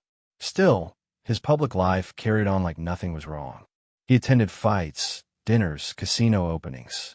He'd sit in the front row with Geri, the wife of his best friend, and laugh as though the world wasn't closing in. It was the ultimate act of defiance, daring everyone to stop him. But the outfit was watching, and patience was running thin. Tony had crossed too many lines. The violence, the chaos, the affair, it was all too much. Chicago's leaders began to murmur about a replacement. The desert, once Tony's sanctuary, was becoming his graveyard in waiting. The FBI made their move in late '77, raiding several of Tony's known associates. They didn't catch him, but they found enough to tighten the noose: stolen goods, cash, notes linking him to Chicago operations. Tony laughed it off publicly, but privately, he was shaken. He'd built his empire on the illusion of invulnerability. Now, cracks were showing. For the first time, he felt the cold breath of inevitability. Geri, meanwhile, was falling apart. The glitz and glamour of Vegas life had worn off, replaced by paranoia and guilt. She loved Tony, or thought she did, but she knew what loving him meant: danger, blood, and exile. Her husband, Frank, knew about the affair now, though he never confronted Tony directly. Instead, he pulled away, retreating into his own fortress of control and obsession. The friendship that once defined Vegas's criminal underworld was gone. In its place stood two men, one ruled by ego, the other by fear, both on paths that could only end in fire. By 1978, Tony's control was slipping. The hole-in-the-wall gang was fracturing. Some members fled, others turned to drugs. A few simply disappeared. The money still flowed, but the unity was gone. What had started as a brotherhood of thieves had become a collection of frightened men waiting for the next storm. Tony had become both their leader and their curse. Chicago had seen enough. Word came down quietly. Tony was to be reined in or removed. The bosses wanted Vegas calm again, predictable, profitable. They couldn't risk another headline, another investigation, another scandal that tied them directly to the blood-soaked enforcer who'd once been their golden boy. But Tony didn't hear the warning, or he chose not to. He was still convinced he could control the outcome, just as he always had. He believed fear was enough to keep him safe. It had been once. But Vegas was changing. The old rules didn't work anymore. The law was smarter, the witnesses bolder, the empire less loyal. The world that had built Tony Spelatro was slowly tearing itself apart, and he was too stubborn to see it. There's a saying among mobsters: when you become the story, you're already dead. By '78, Tony wasn't just part of Vegas's story. He was the headline. The FBI had photographs, informants, and recordings. Chicago was whispering about the problem in the desert. The casinos were under investigation, and Frank Rosenthal's name was now front-page news. Still, Tony smiled. He always did. He'd walk through the casino floors, lights reflecting off his gold watch, and act as if nothing had changed. To him, the illusion was everything. If he looked untouchable, maybe he still was. Maybe the game wasn't over yet. But in the quiet corners of Vegas, the bars, the back rooms, the desert roads, people were starting to say it out loud. The king was losing his crown. The mad dog of Chicago had built an empire of fear, but now, fear itself was turning on him. And somewhere out there, beneath the endless stars of the Nevada desert, the ground was already waiting. A man can only dig so many holes before one of them becomes his own. Tony Spelatro didn't know it yet, but the empire he'd built brick by brick, hit by hit, was already collapsing. The cracks were spreading, the foundations trembling. And as the lights of Vegas shimmered on, brighter and emptier than ever, the man who had once ruled through terror stood surrounded by ghosts. His own creations, his own curse. The hole-in-the-wall gang had made him a legend. But legends, like neon lights, always burn out the fastest. The Las Vegas Underworld, 1978 to 1980. The summer heat of 1978 settled over Las Vegas like a fever. The air was dry, the sky too bright, and every shadow felt like it was watching. By then, Tony Spelatro had ruled the city's underworld for nearly a decade. He wasn't the same man who'd arrived fresh from Chicago with orders to protect the outfit skim. He'd become something else, something darker. He was no longer the quiet enforcer, keeping Vegas in line. He was the storm that everyone pretended not to see. The hole-in-the-wall gang had made him rich, his reputation had made him feared, but fear had turned into isolation, and isolation had turned into madness. Vegas was changing, and Tony was changing with it, but not in the way the bosses back home had hoped. The Strip looked like paradise, neon lights, champagne smiles, and tourists who believed luck could be bought in chips. But beneath that illusion, the underworld was cracking. Federal agents were everywhere. The Teamsters Union was under investigation, and the outfit's once invisible hand was being traced by men in suits with tape recorders. The mob had built Vegas on silence, but now the city was buzzing with whispers, leaks, and eyes that never blinked. Tony felt them constantly. He'd look out over the blackjack tables, past the cocktail waitresses and high rollers, and see shadows that didn't belong. He'd smile anyway, because that was his way of saying, "You can watch me, but you can't touch me." But the truth was they could. The FBI had been circling him for years, gathering evidence, connecting the dots between the skim operations, the robberies, the murders, the whispers. They knew he was at the center of it all. The problem was proving it. Tony never signed anything, never used the phone for business, never left fingerprints unless they were on someone's face. But even Tony couldn't stop what was coming. Too many people were talking. Too many people were scared. Frank Rosenthal had become one of those people. The partnership that once defined Las Vegas had turned into a Cold War.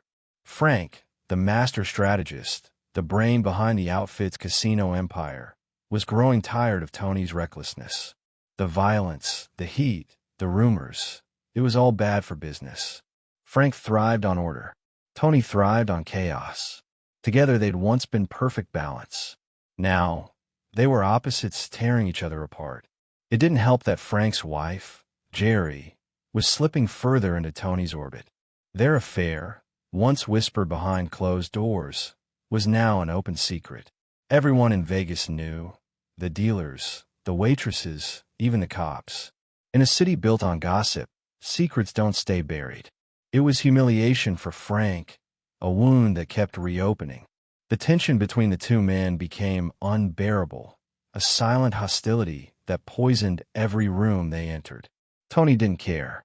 Or maybe he did, but he didn't know how to stop himself.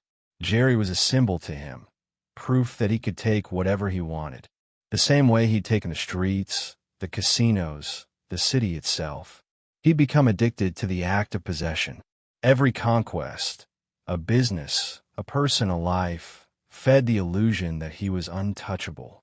But beneath that illusion was fear, and beneath the fear was the realization that everyone who'd ever been untouchable eventually met the same end. By 1979, the outfit was losing patience. Chicago had tolerated Tony's methods for years because the money kept flowing. But the more he stirred trouble, the less Vegas looked like a gold mine and more like a liability.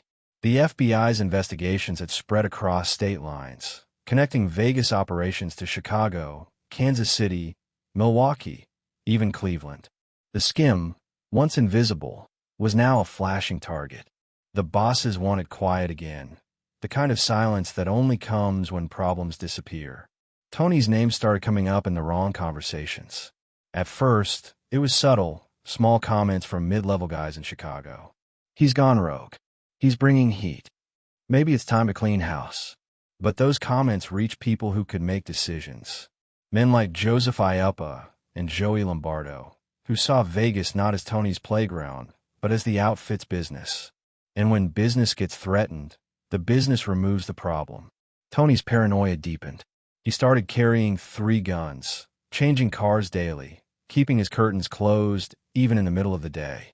He'd meet his crew only in person, always in different places, always at odd hours. He was convinced the walls were listening.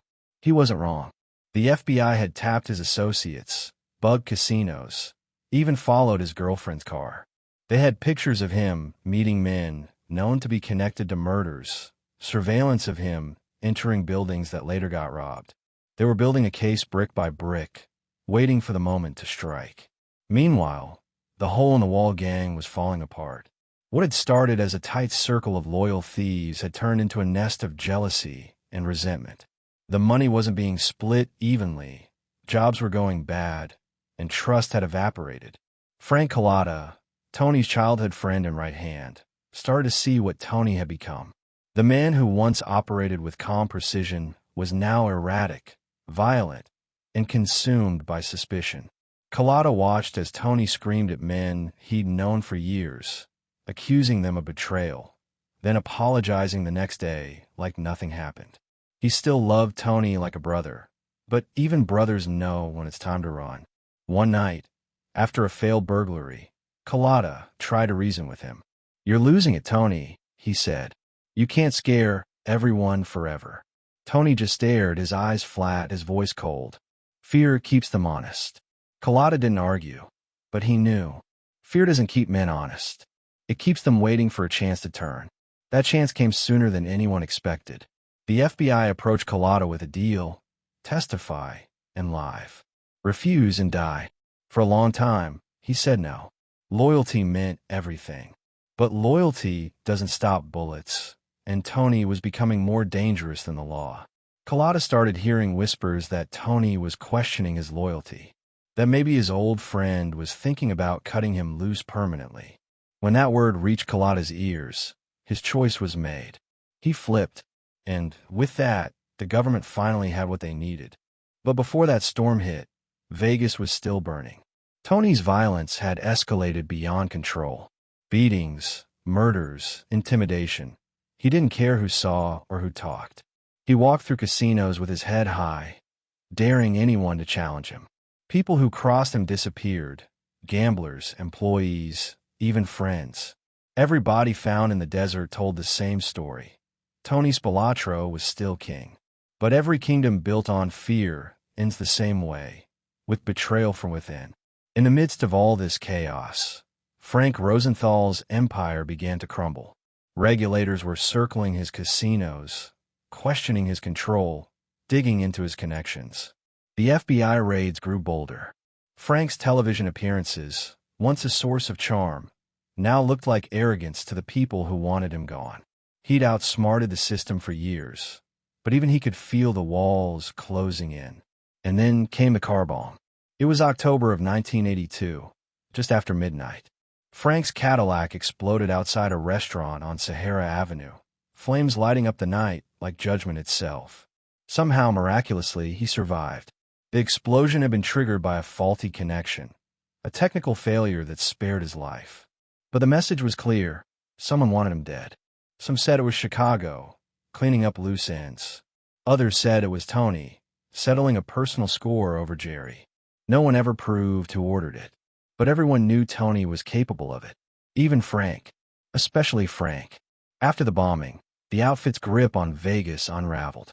The skim dried up, the FBI cracked down, and Tony found himself isolated, a general with no army, a king with no kingdom. His allies were gone, his reputation toxic even among mobsters. Chicago had stopped calling. That silence was louder than any threat. Tony tried to keep control. He doubled down on burglaries, robberies, anything that would remind the city he was still a force. But his once loyal crew was splintered. Some fled, others flipped, and the rest stayed out of fear. He began making mistakes, small ones at first, then catastrophic. In one robbery, his men got caught red-handed. The police found evidence linking the job to Tony's operations. It wasn't enough to convict, but it was enough to embarrass him. The man who once seemed invincible now looked human. Meanwhile, back in Chicago, the bosses met in quiet rooms and discussed his future. Tony had become a liability. He'd drawn too much attention, made too many enemies, and brought too much heat on everyone above him. The man they'd once sent to protect their interests was now the reason those interests were in danger. They talked about it the way businessmen discuss closing a bad account. Calm, calculated, inevitable. The decision, once made, would travel quietly, like all death sentences in the outfit did. But Tony didn't know. Or maybe he did, and he just didn't care.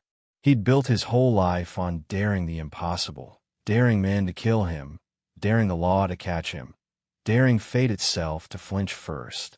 He believed fear was armor, and arrogance was luck. But both were wearing thin.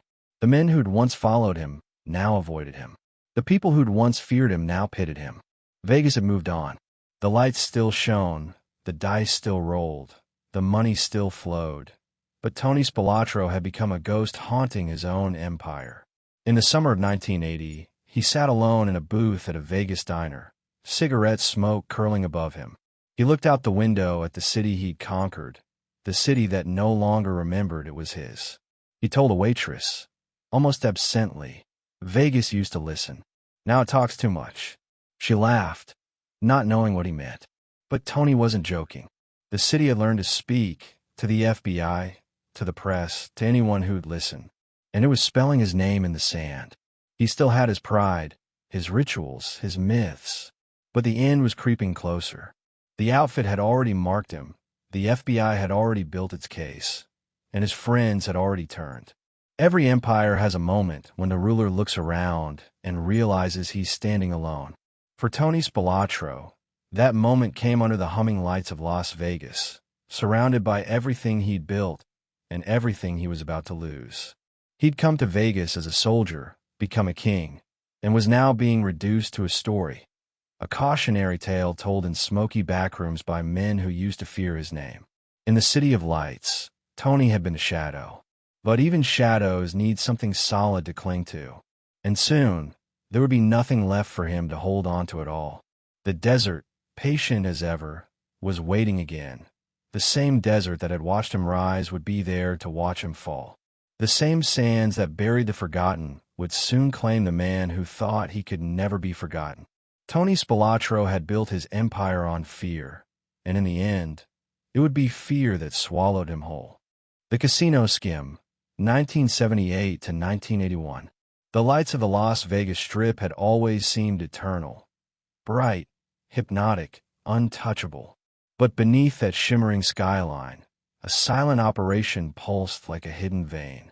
It was elegant in its simplicity and staggering in its scale, the casino skim.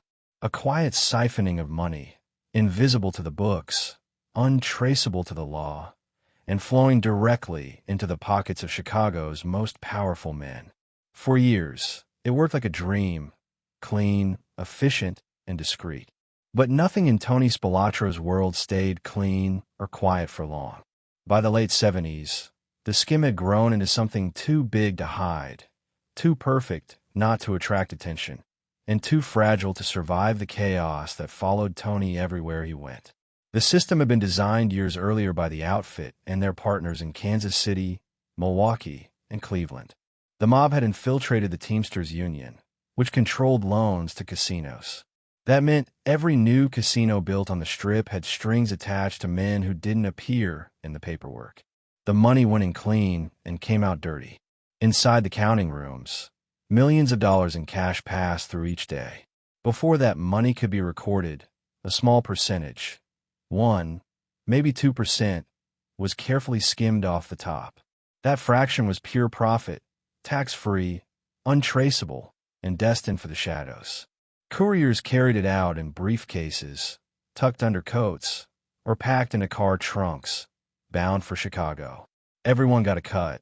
The outfit bosses, their partners in other cities, and the politicians who made sure no one looked too closely. Tony's role was never supposed to be glamorous.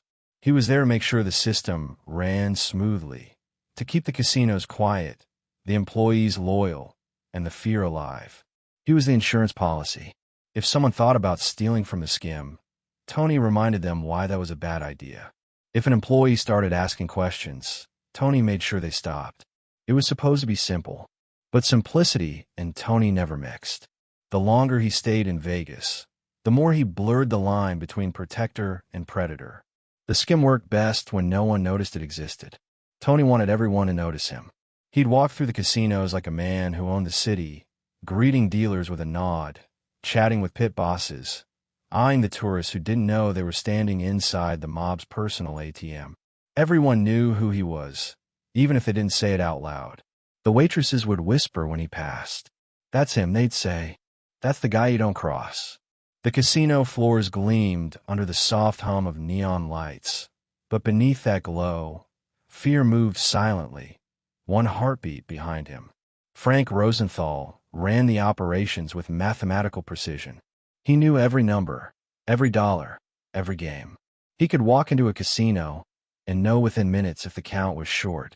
He trusted numbers more than people, and that made him dangerous in his own way. But he needed Tony. For all his intelligence, Frank wasn't a man built for confrontation. He could run a city on paper, but Tony ran on blood. Together, they were balance, intellect and muscle, order and chaos. For a while, it worked beautifully. The money flowed. Chicago was pleased. The FBI couldn't find a single crack in the operation. But Las Vegas is a city that always hungers for attention, and attention is poison to men who need to stay invisible. As the skim grew, so did the arrogance of the man behind it. Rosenthal became a public figure, a casino executive with a taste for fame.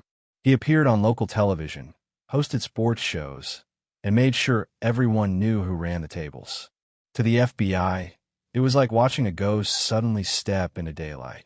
Behind Frank's clean image was Tony's shadow, a shadow the Bureau was desperate to drag into the open. Agents began tailing couriers, tapping phones, and planting bugs inside counting rooms. Every conversation, every careless word became ammunition. They called it Operation Strawman, a slow, methodical dismantling of the mob's invisible empire. What they couldn't see, they could now hear. They learned how the money moved, who touched it, and where it went. But Tony didn't care about surveillance or microphones. He believed fear would always protect him. He'd lived by it his entire life. That confidence began to show cracks. One night, a pit boss at the Stardust Casino skimmed a little extra for himself. Not much, maybe a few $1,000s. But Tony found out. He called the man into a back room, closed the door, and beat him so savagely that the blood splattered across the wallpaper. When it was over, Tony looked down at the broken man and said calmly, "That's for forgetting who you work for." Then he smiled. "Now you remember." The message spread fast. Within hours, every employee on the strip knew what had happened. No one stole again. But fear, like smoke, spreads in every direction. It didn't just reach the dealers and managers. It reached the FBI. Agents listening to wiretaps heard about the beating. They heard about Tony's control, about his presence, about the fact that he had turned Las Vegas into a personal dictatorship. They knew they couldn't arrest him yet, but they also knew this man was the key to everything. Meanwhile, Tony's relationship with Frank and Geri Rosenthal continued its downward spiral. Frank, already volatile, began to implode under the pressure. He argued with regulators, refused to keep a low profile, and drew attention the outfit didn't want. Tony's affair with Geri only fueled the fire. The triangle between them became a ticking bomb. To outsiders, they looked like three stars orbiting the same sun, but each was slowly drifting toward collision. Tony would tell friends he was in control, but even he could feel the balance slipping. The city was watching. The bosses were watching. The law was closing in. By 1979, the FBI had enough evidence to make arrests across several states. They connected the skim to Teamsters' loans, to mob-controlled unions, and eventually to the outfit's leadership. In Kansas City, Milwaukee, and Chicago, indictments started falling like dominoes. Tony wasn't charged. Not yet, but the heat was unbearable. Chicago began to panic. They sent word, "Keep quiet, keep calm, and keep your head down." Tony ignored it. He couldn't be quiet. He didn't know how. His crew in Vegas was unraveling. The hole-in-the-wall gang was half loyalists, half traitors. Frank Cullotta could see the writing on the wall. The FBI was coming for them, and Tony's arrogance was making them easy targets. He tried to warn him, but Tony brushed it off. "They can't touch me," he said, lighting his cigarette. "They've been chasing ghosts for years." Cullotta stared at him, realizing that Tony truly believed his own myth. But the FBI wasn't chasing ghosts anymore. They were chasing men, and they were closer than anyone realized. Agents infiltrated the couriers, intercepted money deliveries, and built a paper trail that led directly back to the outfit. Operation Strawman was the first domino, but it was just the beginning. The Bureau had learned something crucial. You don't kill an empire by going after the generals. You kill it by taking away its money. The first major blow came when casino couriers were caught with suitcases of unrecorded cash. It wasn't much compared to the millions that had already moved, but it was proof the skim existed. Once that secret was gone, everything else began to unravel. The press picked up the story. Politicians called for investigations. The casinos, once silent fortresses, became crime scenes. For Tony, it was more than an inconvenience. It was humiliation. The city he had controlled through fear was now laughing behind his back. The bosses in Chicago began to see him as a liability. They'd send him to protect their interests, not destroy them. His violence, his affair, his defiance, it had all gone too far. The outfit didn't kill for revenge. They killed for business. And business was suffering. Still, they waited. They watched. Because with Tony, they knew timing mattered. You didn't just remove a man like that. You erased him at the right moment, in the right way, when it sent the right message. In the meantime, the FBI's net tightened. Every associate of Tony's was either arrested, flipped, or disappeared. The hole-in-the-wall gang's burglaries became sloppy, desperate, almost sad. They were no longer the precise operations of the early days. They were just men running on fear. One night, after a botched break-in, one of Tony's men told him he wanted out. Tony looked at him for a long time, then smiled. "There's only one way out," he said. The man didn't show up the next morning. Frank Rosenthal's empire finally collapsed in 1981. The Nevada Gaming Commission banned him from casinos. His TV show was canceled. His marriage to Geri imploded under the weight of betrayal and paranoia. And then, on that October night, his Cadillac exploded. The car bomb that should have killed him instead made him a legend, and made Tony the prime suspect. Frank survived, burned and broken but alive, and left Las Vegas for good. The outfit's dream of controlling the city was over. The skim had been exposed, the operation dismantled, and the money dried up. Tony tried to keep up appearances. He still wore his suits, still showed up at restaurants, still smiled for the cameras. But he knew. Everyone knew. The king of Las Vegas had become a ghost haunting the ruins of his own empire. His phone stopped ringing. Chicago stopped sending envelopes. The city that once been around his name no longer cared. The FBI wanted him. Chicago wanted him gone. His friends were turning, his enemies were multiplying, and the desert was waiting. But Tony refused to see it. He still believed he could outtalk fate, outfight death, and outsmart everyone who'd ever underestimated him. The same arrogance that had built his power now blinded him to its collapse. By late 1981, the skim was finished. The casinos were clean, the Teamsters were under federal control, and the mob's golden age in Vegas was over. What remained was just dust, and a man too stubborn to walk away. Tony sat in his home one night, lights low, a drink in his hand, staring at the phone that no longer rang. Outside, the strip glowed like a mirage. He'd once owned this city, or thought he did. Now it belonged to no one. He whispered to himself, maybe out of defiance, maybe out of madness, they needed me. And maybe they had. But the truth was harsher. The outfit had needed him once, and now they didn't. In their world, that meant only one thing. The skim had made him powerful, but it had also painted a target on his back. He'd kept the river of money flowing longer than anyone thought possible, but every river runs dry. And when it did, the man who stood in the middle of it would find himself surrounded by nothing but sand. The desert was quiet again. The casinos still hummed, the tourists still laughed, and the lights still shimmered. But beneath that glow, a legend was dying, one heartbeat at a time.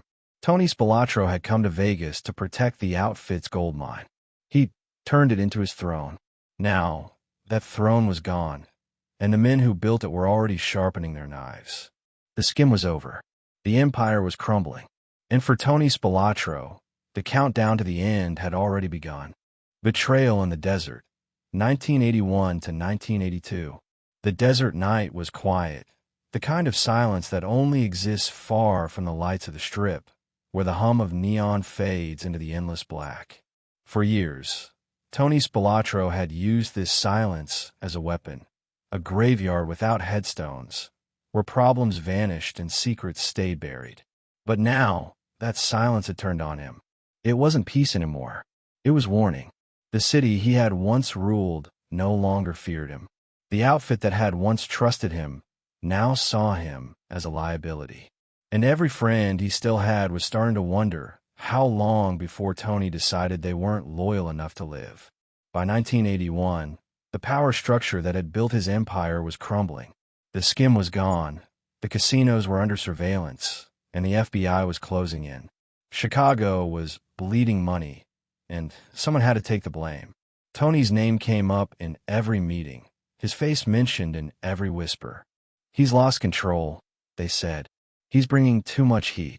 In their world, that was the same as a death sentence, a decision waiting for confirmation. Tony could feel it. He'd survived too long not to recognize the scent of danger. He started traveling less, staying close to home, checking under his car before he drove, sleeping with a gun under the pillow. He was still dangerous, still sharp, but for the first time in his life, he wasn't sure who to trust. The walls that once protected him, loyalty, fear, reputation, were all closing in. Even his brother Michael, the one man who'd never left his side, could sense the unease. Maybe it's time to walk away, Michael told him one night. You've made your money. You've proved your point. Tony just smiled. You don't walk away from this life. You fade out, or you get faded out. The hole-in-the-wall gang had fallen apart completely. Their last job, a burglary at Bertha's Gifts and Home Furnishings on July 4th, 1981, was supposed to be simple, in and out before midnight. But the plan fell apart almost instantly. The alarms went off, the cops were waiting, and the crew was caught red-handed. Tony wasn't there that night, but everyone knew he'd ordered it. When the news broke, it was more than just another failed robbery. It was a disaster.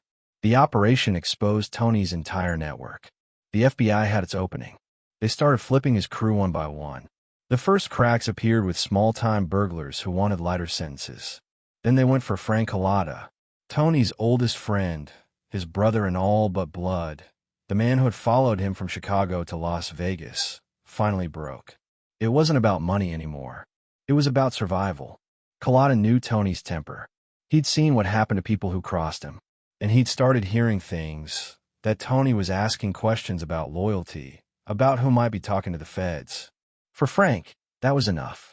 He walked into the FBI's Las Vegas office and made a deal. His testimony changed everything. He told the agents about the murders, the burglaries, the skim, the outfit's entire operation. He gave them names, dates, methods, everything. He painted Tony as the center of the storm, the enforcer who had kept Vegas bleeding for a decade. The FBI had been chasing ghosts for years, but now they had flesh, voice, detail. And with every word Frank said, Tony's world got smaller. Tony didn't know right away that his oldest friend had betrayed him, but when he did, something in him shifted. The rage wasn't loud. It was quiet, cold, poisonous. I made him, Tony said once to a friend. He breathes because I let him, and now he talks. But for all his anger, he didn't move against Cullotta. Maybe he couldn't.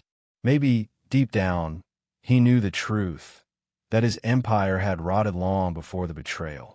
Back in Chicago, the bosses were losing patience. The outfit wasn't sentimental. Tony had been useful once, brutal, efficient, profitable. But now he was radioactive. The FBI raids had forced the organization into the open, and the Las Vegas operation was dead. The money stopped flowing. The bosses wanted order restored. And in the mob, order is often restored with a shovel. They debated quietly, behind closed doors. Could Tony be salvaged? Was there a chance he'd find discipline again? The answer was no. Too much blood, too much chaos, too many headlines. He wasn't an asset anymore. He was a reminder. a living symbol of the mob's decline in Las Vegas. Men like Joseph Iuppa and John DeFranco understood what had to be done. But killing Tony wasn't just business. It was personal. He'd embarrassed them. He'd turned a golden empire into a circus. And worse, he'd made them look weak. Back in Vegas, Tony carried on as if nothing had changed. He still wore his tailored suits, still walked through the casinos like he owned them, still smiled that thin, mocking smile that made people shiver without knowing why. But behind that confidence was paranoia. He began isolating himself from everyone, even his own brother. He trusted no one, not the crew, not the bosses, not the old friends who had once called him brother. He'd always ruled by fear, but now he was ruled by it. He'd meet Michael for dinner and sit facing the door, eyes scanning every movement. He'd drive different routes home every night. Sometimes he'd call people in the middle of the night just to see if they answered. If they didn't, he'd make a note. To outsiders, he still looked untouchable, but the cracks were showing. The man who'd once terrified the city was now haunted by it. The FBI watched as his paranoia deepened. They followed him constantly, documenting his routines, his meetings, his sleepless nights. Agents joked that he was easier to find than ever. "He's unraveling," one said. "You can see it. He knows what's coming." Even Geri Rosenthal, the woman who had once been his greatest conquest, had vanished from his life. After the car bombing that nearly killed Frank Rosenthal, she spiraled into addiction and despair.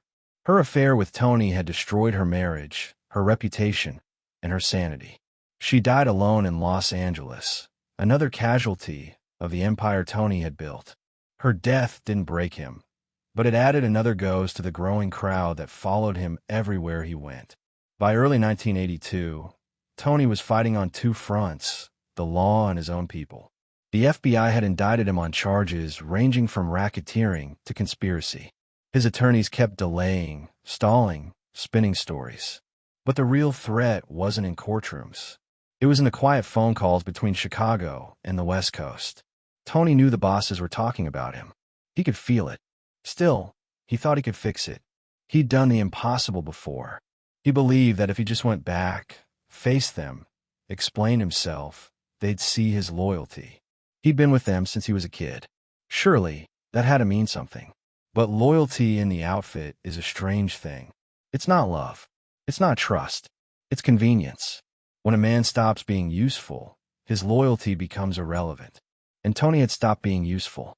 The bosses weren't looking for explanations. They were looking for closure. In June of 1986, they sent word, a meeting in Chicago. It was framed as reconciliation. Tony's past mistakes could be forgiven if he showed respect, if he came home. The invitation came through trusted channels, the kind that made it sound real. Tony hesitated, then accepted. He told Michael he wanted him there too. Maybe for protection, maybe for comfort. The brothers had always been a package deal, from the backstreets of Elmwood Park to the lights of Vegas. They would go together. But the decision wasn't made in that moment. It had been made years earlier, the first time Tony believed he was bigger than the outfit. Every act of violence, every headline, every mistake had led to this. He just didn't know how close the end really was. In the days before they left, Tony seemed calm, almost too calm. Friends later said it was like watching a man already halfway to the grave. He went about his routine, ate dinner with his family, made a few phone calls. One of his crew asked if he was worried. If they wanted me dead, Tony said, I'd already be dead. It was the last lie he ever told himself. The day of the meeting was warm and ordinary. The kind of day that doesn't remember what's coming. Tony and Michael drove from their home toward Chicago, talking quietly. Maybe they discussed the past. Maybe they didn't say anything at all. They believed they were going to peace talk, a chance to smooth things over, to rejoin the circle. But in the outfit, peace talks are often funerals with better suits. They were taken to a house in Bensonville, Illinois, under the pretense of a friendly gathering. Inside were men they'd known for decades, faces from the old days, familiar smiles that didn't reach their eyes. For a brief moment, Tony might have believed he was safe. Maybe he thought his years of service, of violence, of loyalty would count for something. But then the mood shifted. The room got smaller. The voices got colder. And Tony realized the truth. He wasn't here to talk. He was here to die. What happened next was brutal, even by mob standards. The brothers were surrounded, beaten, and suffocated, killed not by strangers, but by men they once trusted. There were no speeches, no last words, no dignity, just the quiet efficiency of the life they'd chosen. When it was over, their bodies were transported across state lines and buried in a cornfield near Enos, Indiana. For days, no one knew where they'd gone. Rumors spread. Maybe they'd fled, maybe they'd flipped. But deep down, everyone knew. Tony Spilatro's reign was over. When their bodies were found, buried side by side, the news exploded across the country. The legend of Tony the Ant Spilatro, the man who once ruled Las Vegas through terror, ended in the dirt of the Midwest. The autopsy showed broken ribs, crushed larynxes, bruises, the marks of a violent goodbye. The headlines called it revenge. The mob called it balance restored. In Chicago, the bosses stayed silent. No one claimed credit. No one needed to. The message was clear. No one is bigger than the outfit. Not even the man who thought he could make Vegas his kingdom. The world moved on. The casinos changed hands. The FBI closed their cases, and the city forgot. But for a time, Tony's shadow lingered. In the stories, the films, the whispers. He had been many things: soldier, enforcer, lover, monster. He'd built his empire on fear, and in the end, it was fear that buried him. The desert had given him power. The cornfield took it away. And somewhere, in that endless silence between the two, the myth of Tony Spelatro was born. Not the man, but the warning. The man who ruled through violence had died by it. The man who inspired fear had been destroyed by it. The circle was complete, and the silence that followed was absolute. The fall of the outfit, 1982 to 1986. The summer air over Chicago was heavy, thick with rain and rumor. It was 1982, and for the first time in decades, the outfit was afraid of its own reflection. The days of quiet control were gone. The press was circling, the FBI was listening, and the empire that once seemed eternal was starting to shake at the foundation. Tony Spelatro's name was still being whispered, not in awe anymore, but in exhaustion. He had become the symbol of everything the bosses hated: visibility, recklessness, attention. The outfit had always been built on silence, but Tony had turned that silence into thunder. And now, the thunder had drawn the storm. Back in Vegas, the last of the casino skim had collapsed under the weight of investigations. The Teamsters' loans had dried up, the counting rooms were clean, and the FBI's files were overflowing with names, dates, and bank accounts. Operation Strawman, once a secret project, was now a machine grinding through the mob's infrastructure piece by piece. Men who'd once moved freely between Las Vegas and Chicago were being indicted, questioned, followed. The bosses could feel it closing in, like a cold wind that never stopped blowing. They blamed Tony for all of it. The violence, the headlines, the attention. For years, he had been their weapon, a man who did what others wouldn't, a ghost in the alleys, a hammer in the dark. But now he was a spotlight. Every time his name hit the newspapers, every time another FBI report mentioned him, Chicago's control weakened. What had once been an empire of invisible power was now a trail of footprints in the sand, leading straight to the people who'd once claimed to be untouchable. The irony was cruel. Tony had never wanted to betray them. In his mind, he was still loyal, still the same kid from Elmwood Park who'd earned his bones by doing what needed to be done. But loyalty is a dangerous word in the outfit. It means obedience, not devotion. And Tony had stopped obeying a long time ago. He was running his own show, building his own legend, and in doing so, he'd broken the oldest rule of all: never make yourself bigger than the family. By late 1982, Tony was no longer feared in the way he used to be. He was still dangerous, yes, still capable of violence, still unpredictable. But people had learned something about men like him. When they start losing control, they start bleeding it on everyone around them. The casinos didn't want him near the floor anymore. The police no longer flinched when they saw his car. Even his allies kept their distance. They'd all seen what happened to the people closest to him. Fear had kept them loyal once. Now it kept them away. The FBI was relentless. Frank Cullotta's testimony had opened doors they'd never been able to touch before. They knew about the robberies, the burglaries, the stolen goods, the murders. Cullotta told them about the hidden safes, the fence networks, the jewelry stores that moved stolen merchandise across state lines. He even told them about the time Tony ordered a hit on one of his own men for talking too much. Every word built a case, and every case built a future headline. The newspapers loved it. The Ann under fire, Vegas enforcer under indictment. Each story turned Tony into both villain and spectacle. He read them sometimes, smirking at the photos they used, pretending he didn't care. But he cared. He'd spent his whole life cultivating the myth. The man who couldn't be touched, who could look the law in the eye and laugh. Now, the myth was turning into mockery. He was a sideshow. Michael, his younger brother, tried to keep him grounded. Michael had never been built for the life Tony chose, but he followed out of love, out of duty, out of fear of what would happen if he didn't. Together, they'd survive Chicago's streets, the Vegas years, the betrayals. But now, even Michael was losing faith. He saw what Tony couldn't, that the world was changing. The old ways were dying. The mob wasn't invincible anymore. Men were talking. Laws were shifting. The silence that once protected them was breaking apart. Tony still had moments of clarity, flashes of the old brilliance that had made him so dangerous.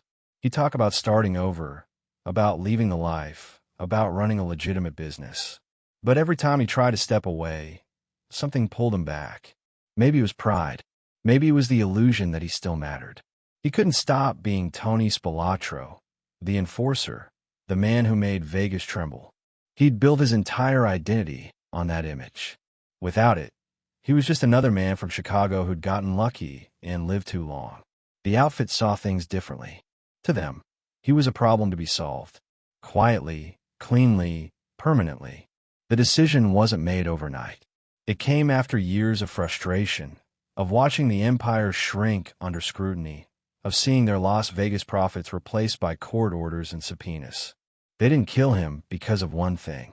They killed him because of everything. The chaos, the bodies, the affair, the arrogance. Tony had forgotten what the outfit was built on: discipline, control, invisibility. He'd broken the code, and when a man breaks the code, he becomes an example. Chicago's bosses held meetings in back rooms, smoke curling over their heads as they discussed how to deal with their problem in the desert. Iuppa Lombardo and the old guard agreed. It had to end. But even they understood that killing Tony wasn't like killing any other soldier. He was notorious, high profile. His death would make headlines. They needed to do it the right way, without noise, without witnesses, without questions. For years, Tony had been the one to dig the graves. Now, the shovel was in someone else's hands. In Vegas, the FBI watched him spiral. They'd wiretapped his associates, bugged cars, and tailed him from casinos to restaurants to his home. They wanted him alive, not for mercy, but for the spectacle of it. A trial would expose everything: the inner workings of the outfit, the casino money, the hierarchy of power stretching from the Strip to the Midwest. But Tony was always one step ahead of the law, even when his steps were stumbling. He fought the indictments, hired lawyers, gave interviews that painted him as a businessman misunderstood by the press. "I'm just a gambler," he'd say with a smirk. They made me sound like Al Capone. But no one was laughing anymore. Even his lies had lost their edge. The charm that once disarmed enemies now came off as delusion. By 1983, the outfit's structure was unraveling. Operation Strawman had crippled their financial arm. The Teamsters were no longer theirs to manipulate. Casinos that once paid tribute now answered to corporate boards, not gangsters. The government had won in ways bullets never could. They hadn't killed the mob. They'd starved it. And in that starvation, paranoia grew. Inside the organization, loyalty was dissolving. Younger soldiers didn't fear the bosses like they used to. The FBI's witness protection program was turning killers into storytellers, rats into celebrities. Old men who'd once sworn they'd die before talking were now sitting in courtrooms, pointing fingers to save themselves. The golden age of silence was over. And for Tony Spelatro, the man who'd built his life on fear and control, there was no worse kind of death than irrelevance. His power base in Vegas had evaporated. The casinos banned him. His associates were dead, in prison, or in hiding. Frank Rosenthal was gone, living quietly under an alias. Geri was dead, her life consumed by addiction and despair. Frank Cullotta was a federal witness, testifying against the empire they'd built together. Tony had nothing left but his name, and even that had become poison. He spent his last years trying to stay afloat, small-time deals, hustles, failed investments. The man who once controlled millions now counted hundreds. The rage simmered just beneath the surface. He'd sit in diners, staring at his reflection in the window, wondering when it all started to go wrong. Maybe it was Vegas. Maybe it was Chicago. Maybe it was him. But deep down, he knew the truth. The game doesn't change. Only the players do. And this time, the game had outlived him. When the order finally came down, it was quiet, almost casual. A message sent through channels, simple and final. Tony and his brother were to be taken care of. No fanfare, no ceremony, just removal. The kind of clinical decision that kept the outfit alive for generations. I didn't say it out loud, but everyone understood. Tony had crossed every line, and now the lines were closing in. He sensed it, though he never admitted it. In the weeks before the meeting, he started visiting old friends, making small talk, smiling too easily. It was as if he wanted to believe that everything could go back to the way it was, that he could talk his way out, charm his way through. He'd done it before, but something was different now. The eyes looking back at him didn't show fear anymore. They showed pity. The night before he left for Chicago, he sat in his living room with Michael. The brothers talked quietly, the way men do when both know what isn't being said. Tony joked about old times, about the days when they were just kids hustling on the streets of Elmwood Park. Michael smiled, but he couldn't shake the dread. He didn't want to go to Chicago. He begged Tony to stay, but Tony wouldn't hear it. "You face them head on," he said. "That's how they respect you." Respect. The word echoed like a curse. It was the one thing Tony had always chased, and the one thing he'd never truly earned. In the world he lived in, respect was temporary. It lasted only as long as your usefulness. Once you stopped serving a purpose, respect turned to dirt. When the Spilotro brothers drove toward Chicago, they didn't realize they were driving toward their own graves. They believed the meeting was a chance to clear things up, to prove their loyalty. But loyalty, in the mob, is always tested too late. They walked into the house in Bensonville, greeted by familiar faces, old smiles, warm hands. For a moment, it might have felt like family again. Then the air shifted, the warmth disappeared, and Tony finally understood what kind of meeting this really was. The end came the way it always does in that world. Fast, brutal, and final. No speeches, no forgiveness. Just the thud of fists, the rush of air, the silence after. The men who killed him didn't hate him. They were just following orders, the same way Tony had once done for others. In the outfit, death isn't personal. It's procedure. When the bodies were found buried in that Indiana cornfield, side by side, the world finally had proof of what everyone already knew. The enforcer was gone, the brotherhood shattered. The Chicago outfit buried its own myth that day. Tony's death was more than just punishment. It was the final punctuation on an era. In the years that followed, the trials came, the indictments, the testimony. Operation Family Secrets would later expose the names of those who ordered and carried out the hit. But by then, it didn't matter. The world had moved on. Vegas had gone corporate. The mob had gone quiet. The fear that once ruled the streets had turned into nostalgia, and Tony Spelatro's story became legend. In movies, they would call him Nicky Santoro. On television, they would turn him into myth. But behind every dramatized scene, behind every fictionalized punch, there was a real man, a small kid from Chicago who wanted power so badly he mistook fear for respect. He had risen faster than most, fallen harder than all, and died exactly as he had lived, surrounded by men who smiled as they buried him. The outfit survived, but it was never the same. The old codes faded, the power fractured, the silence broke. The age of the enforcer was over. The empire that once ruled in whispers now existed only in memory. And Tony Spelatro, the ant, the enforcer, the mad dog of Las Vegas, became a cautionary tale for every man who thought he could outsmart death in a world where death is business. In the end, he didn't lose because he was betrayed. He lost because he forgot what he was. In the outfit, you are never bigger than the system. You are the system until the system no longer needs you. Then you're dust. As the sun set over Chicago that summer, the last of the old bosses sat in silence, sipping their drinks, saying nothing. The news was everywhere. Spilotro dead, his brother dead, buried like animals. No one celebrated. No one mourned. That's the way of things in the underworld. You don't grieve the dead. You just move forward, one silence at a time. And somewhere, out in the cornfields, beneath the soft hum of insects and the whisper of wind through the stalks, two brothers lay together. One who thought he could control fear, and one who followed him because he didn't know how to stop.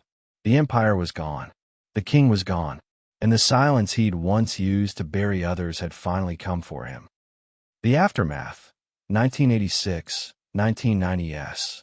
The summer of 1986 lingered heavy over the Midwest like a bad dream that refused to end.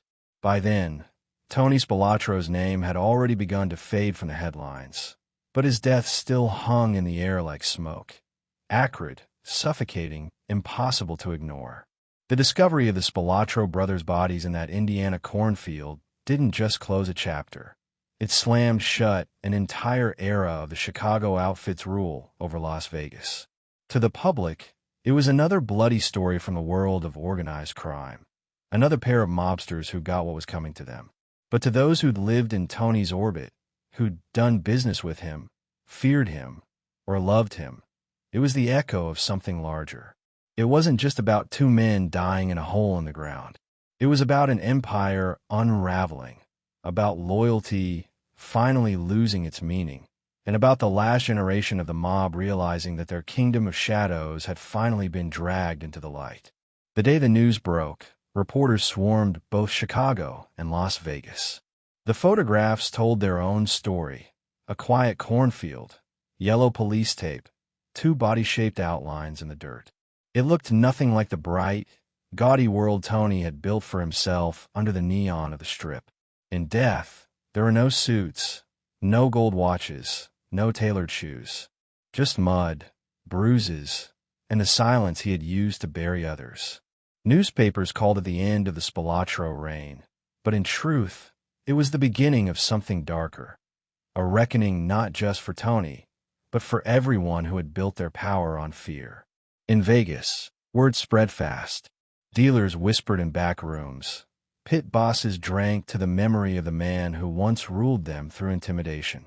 Some said he got what he deserved. Others said the city would never be the same. The fear he inspired had kept a certain kind of order. Brutal, yes, but efficient. Without it, something was missing, a strange vacuum where terror used to live. The underworld doesn't like vacuums. It fills them with chaos. And that's exactly what followed.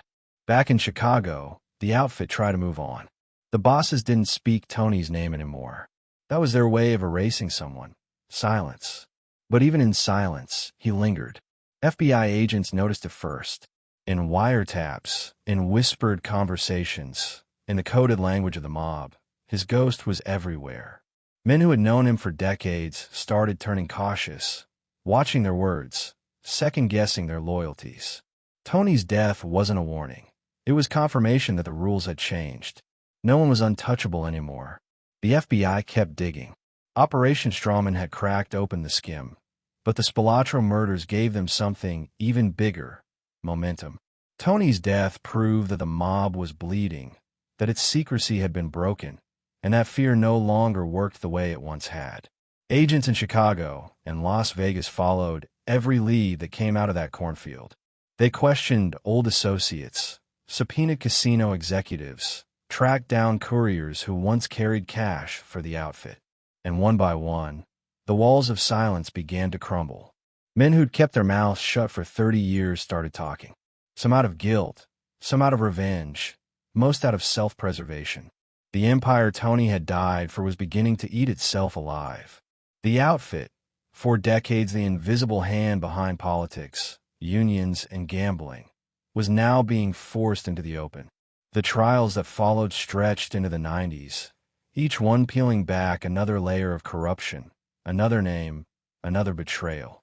The federal government called it the end of organized crime as America had known it. But the truth was simpler. It was the end of an illusion. Tony had been the face of that illusion, the man who embodied the myth that the mob was still what it used to be, that power could still be earned through fear, and that loyalty could still protect you from the inevitable. But his death shattered that myth. It exposed the mob, not as a secret society of untouchable men, but as a crumbling business held together by greed and nostalgia. For Frank Cullotta, the man who'd once been Tony's closest friend and later the one who helped destroy him, life after betrayal was strange.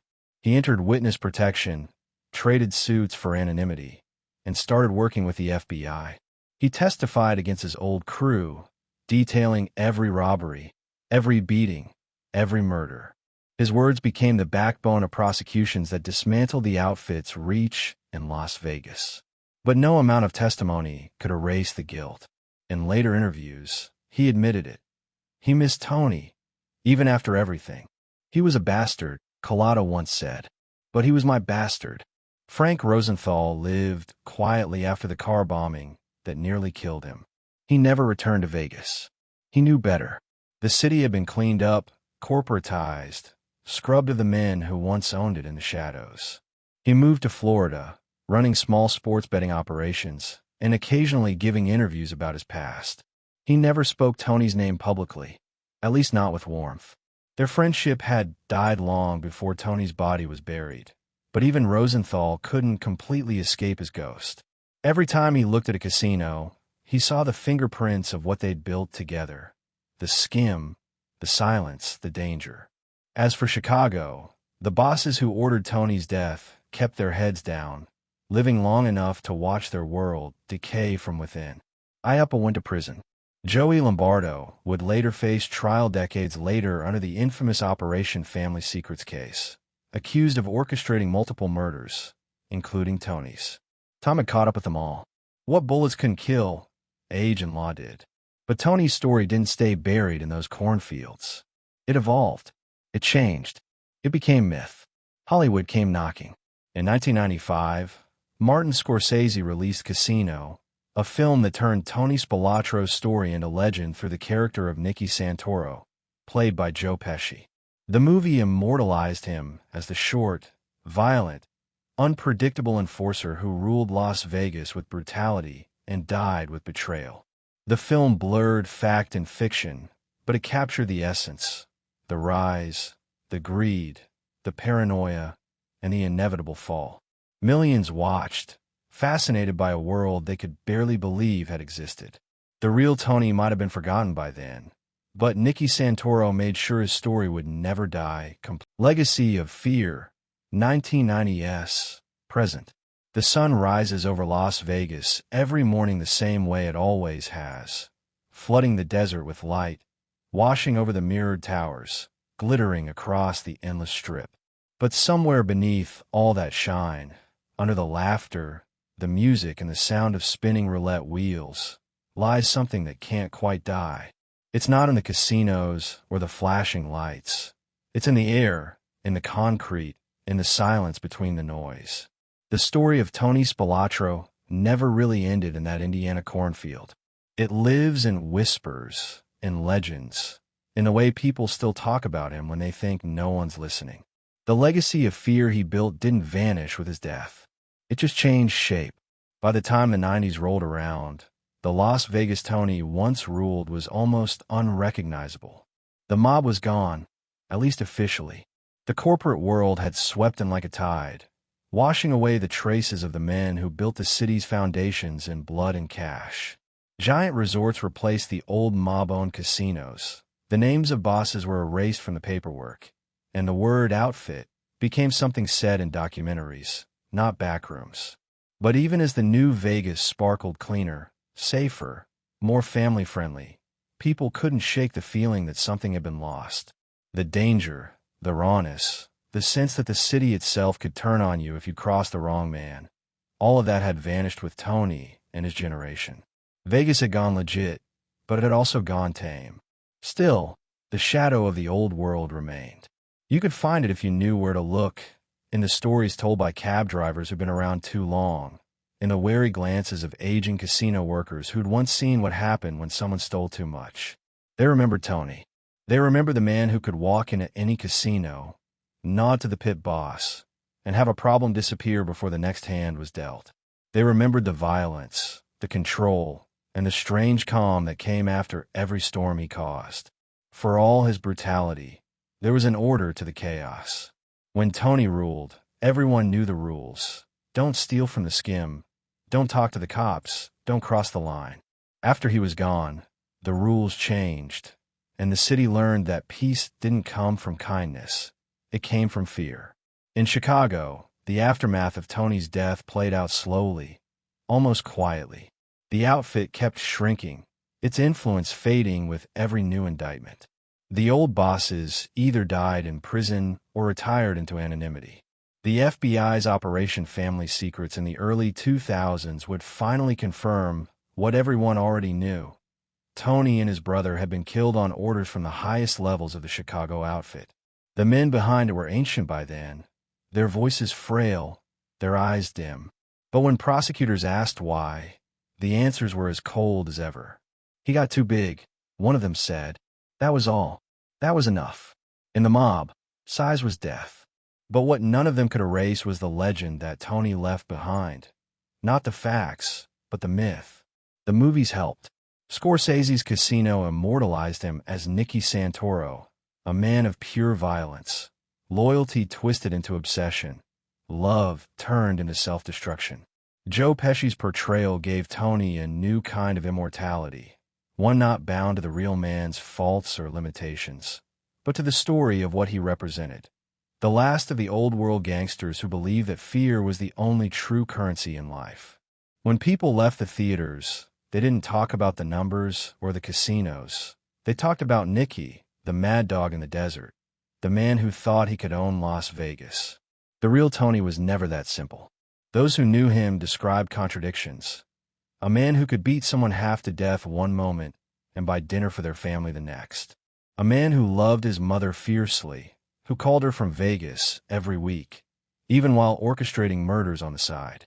A man who tipped waitresses hundreds just because he liked their smile, who helped kids on the block, who would explode into violence without a second thought. He wasn't just evil.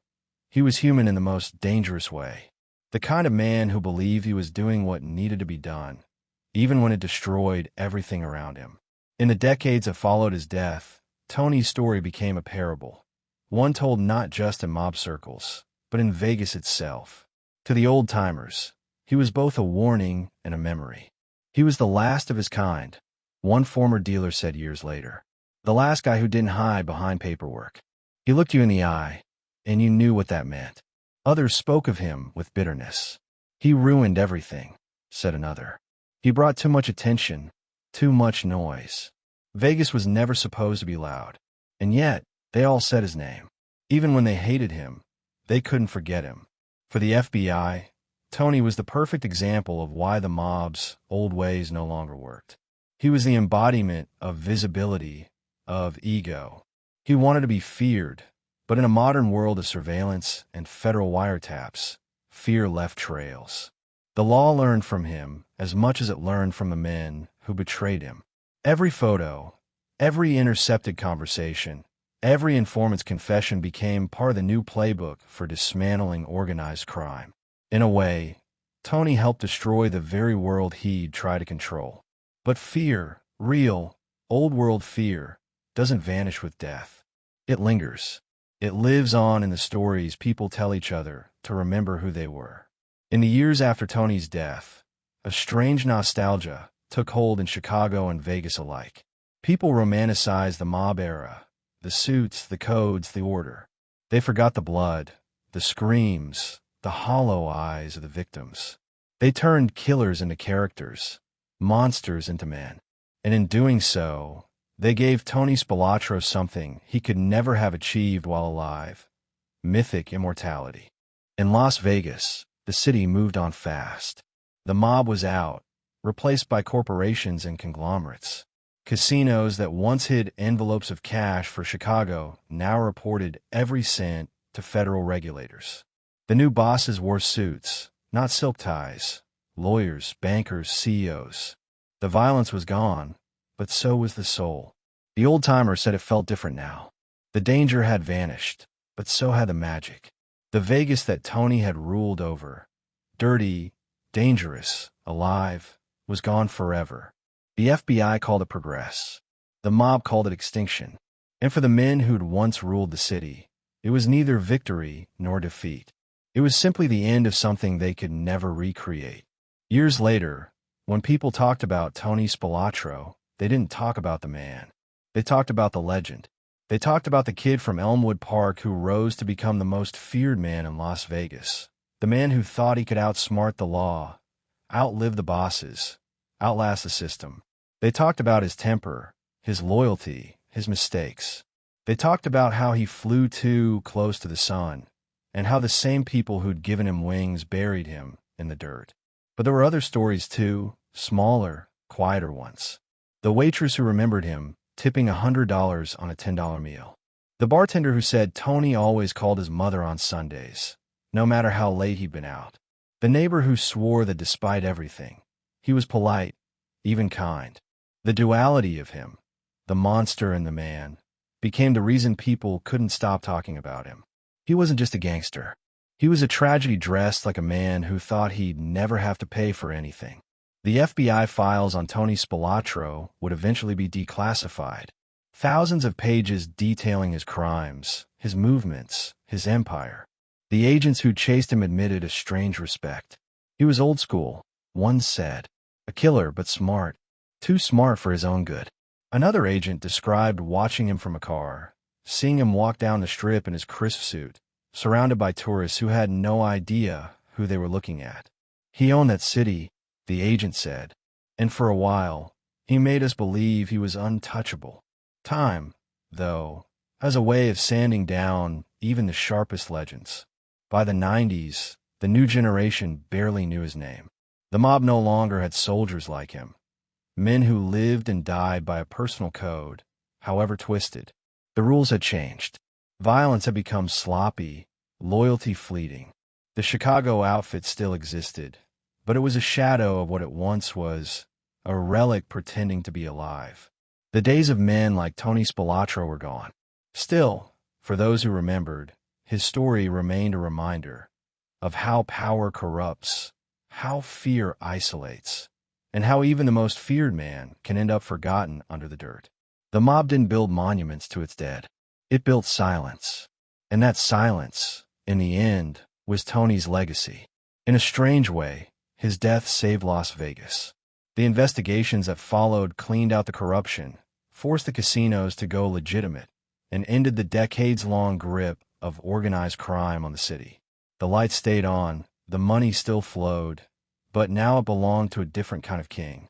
Tony's fall had been both a tragedy and a necessity, the final act in a story that could only ever end one way. In Chicago, old men still whispered his name in bars. Not with reverence, not even with fear, just as a kind of melancholy. Tony had heart, one said once. But he forgot that heart don't count for much when the bosses want peace.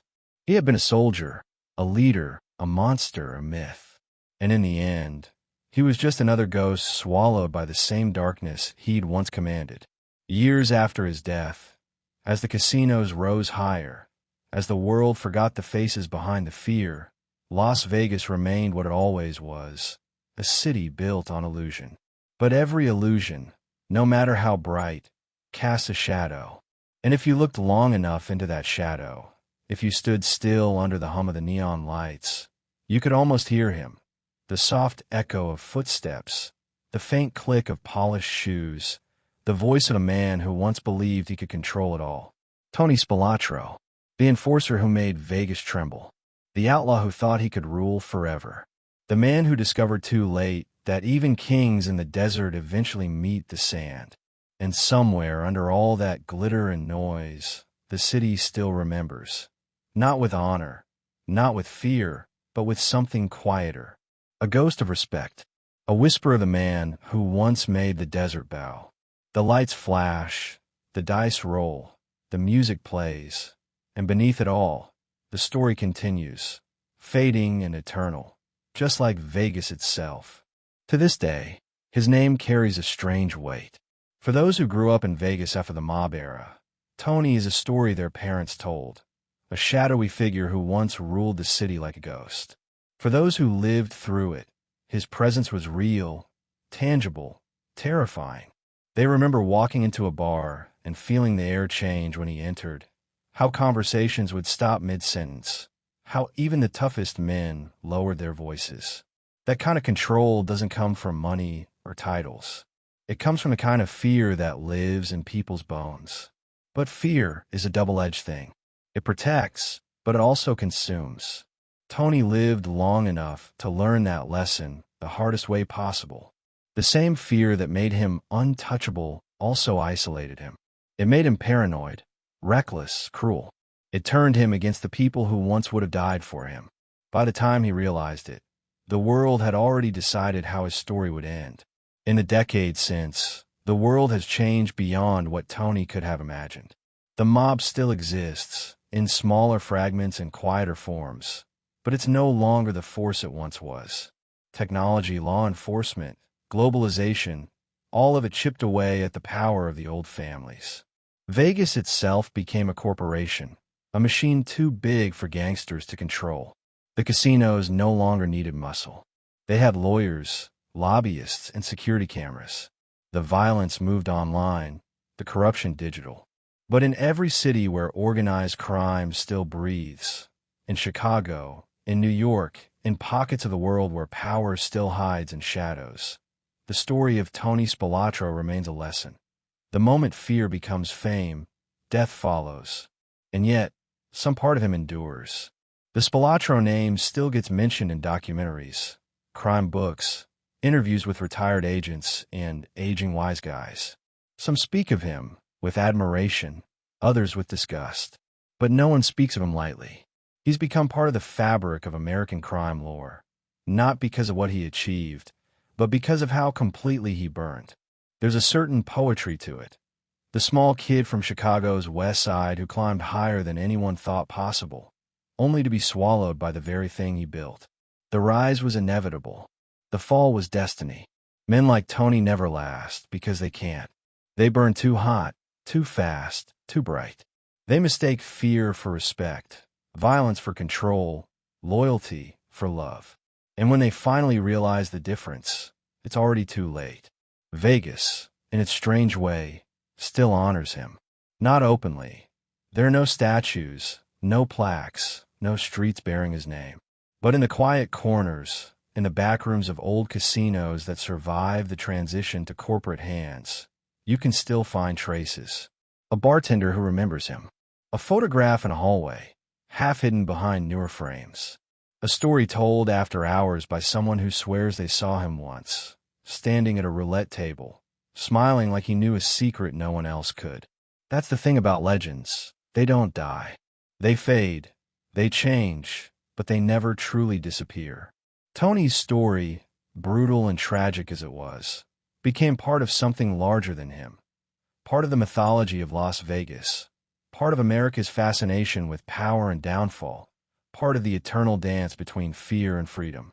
Every now and then, someone digs it all back up. Another documentary, another interview, another book. They trace his footsteps, from Elmwood Park to the Strip, from the glitter of the casinos to the dirt of that cornfield.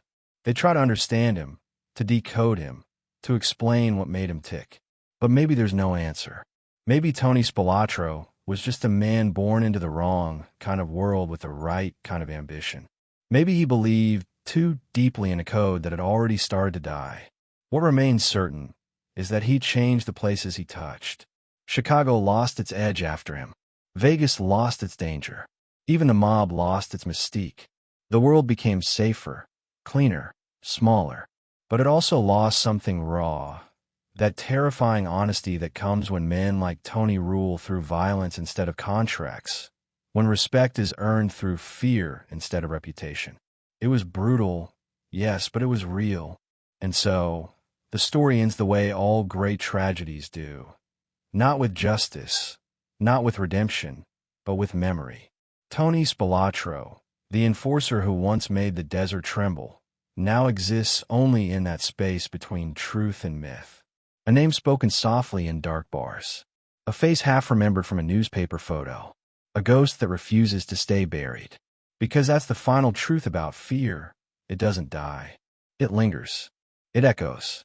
It finds new forms. And somewhere, in the shimmering mirage of the city he once ruled, you can still feel it. The sense that beneath all the lights and laughter, the ghosts are still there. Watching. Waiting. Reminding the world that power always comes with a price. And when the night falls over Las Vegas, when the last slot machine goes silent, when the neon flickers like a dying heartbeat, the desert remembers. It remembers the violence, the ambition, the madness, and the man who thought he could control it all. Tony Spelatro's story ended in blood, but his shadow remains, stitched into the city's history. The man is gone, but the fear, the legend, the echo of his name, those are eternal. The lights still shine. The dice still roll. The game never ends. But the players, they always do. And the desert, patient as ever, never forgets. The Ghost of the Desert, 2000s, present day. The desert doesn't forget. It just waits. Beneath the miles of sand and steel, beneath the highways that glitter like veins under the neon sky, something still breathes. A memory, a whisper, a name.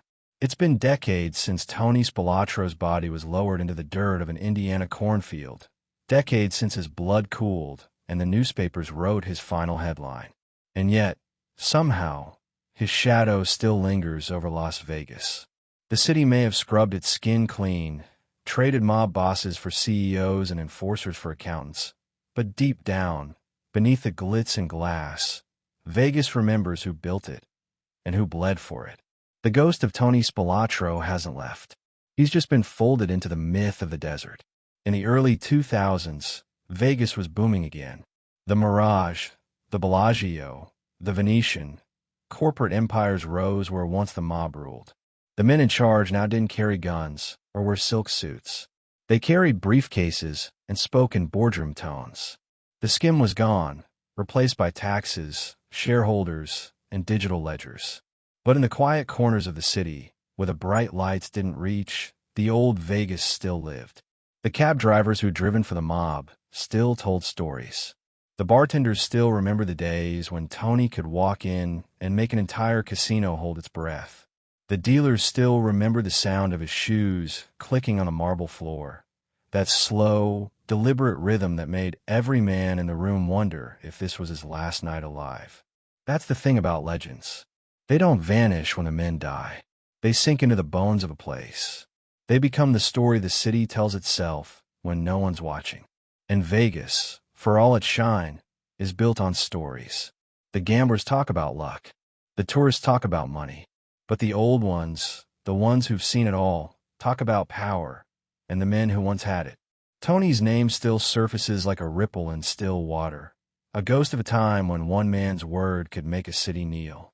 In the years after Casino came out, a strange thing happened. People who had never lived through Tony's reign began to romanticize it. The film had turned him into something larger than life, a tragic figure swallowed by his own ambition. Tourists came to Vegas looking for traces of him, the places he'd eaten, the casinos he'd haunted, the houses where he'd lived.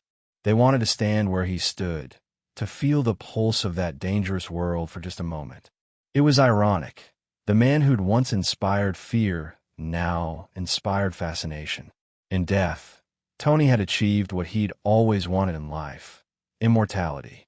But the truth behind the legend remained darker. In the dusty archives of law enforcement, in the testimonies of witnesses long since relocated, the details of his brutality still burned cold. Files filled with black and white photographs, names crossed out, addresses of victims who disappeared without a trace. The FBI's files on Tony Spelatro read like an obituary for morality, extortion, murder, intimidation, bribery. For every glamorous story told about the mob's golden age, there were 10 others buried in silence. Families broken, lives erased, men left bleeding in the desert for debts they couldn't repay. Those stories don't make it into the movies. They don't fit into the myth. But they're part of it, like the bones buried beneath the city's concrete foundation. And yet, even those who hated him couldn't deny his magnetism. Tony had something that few men possess, an energy, a presence that filled every room he entered.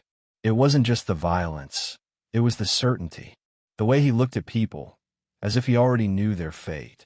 He had a calmness that came from believing he was untouchable, from knowing that, for a while at least, he was the law in a lawless city. That kind of power doesn't fade easily. It imprints itself on memory, like a scar. By the 2010s, Las Vegas had reinvented itself again. The mob stories had become tourist attractions. Museums opened.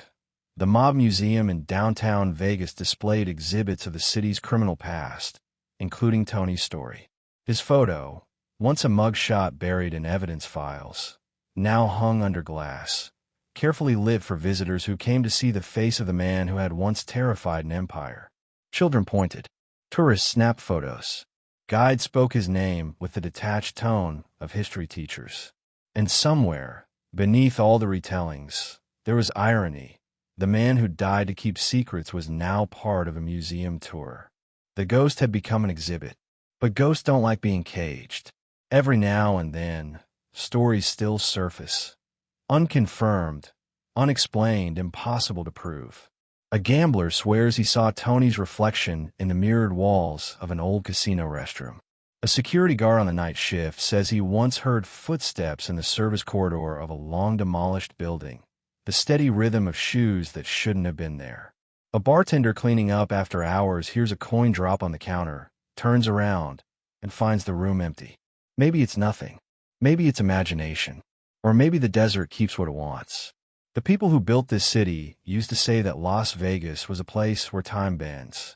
There are no seasons, no history, only the illusion of the present. But for some like Tony Spelatro, time didn't just bend, it froze.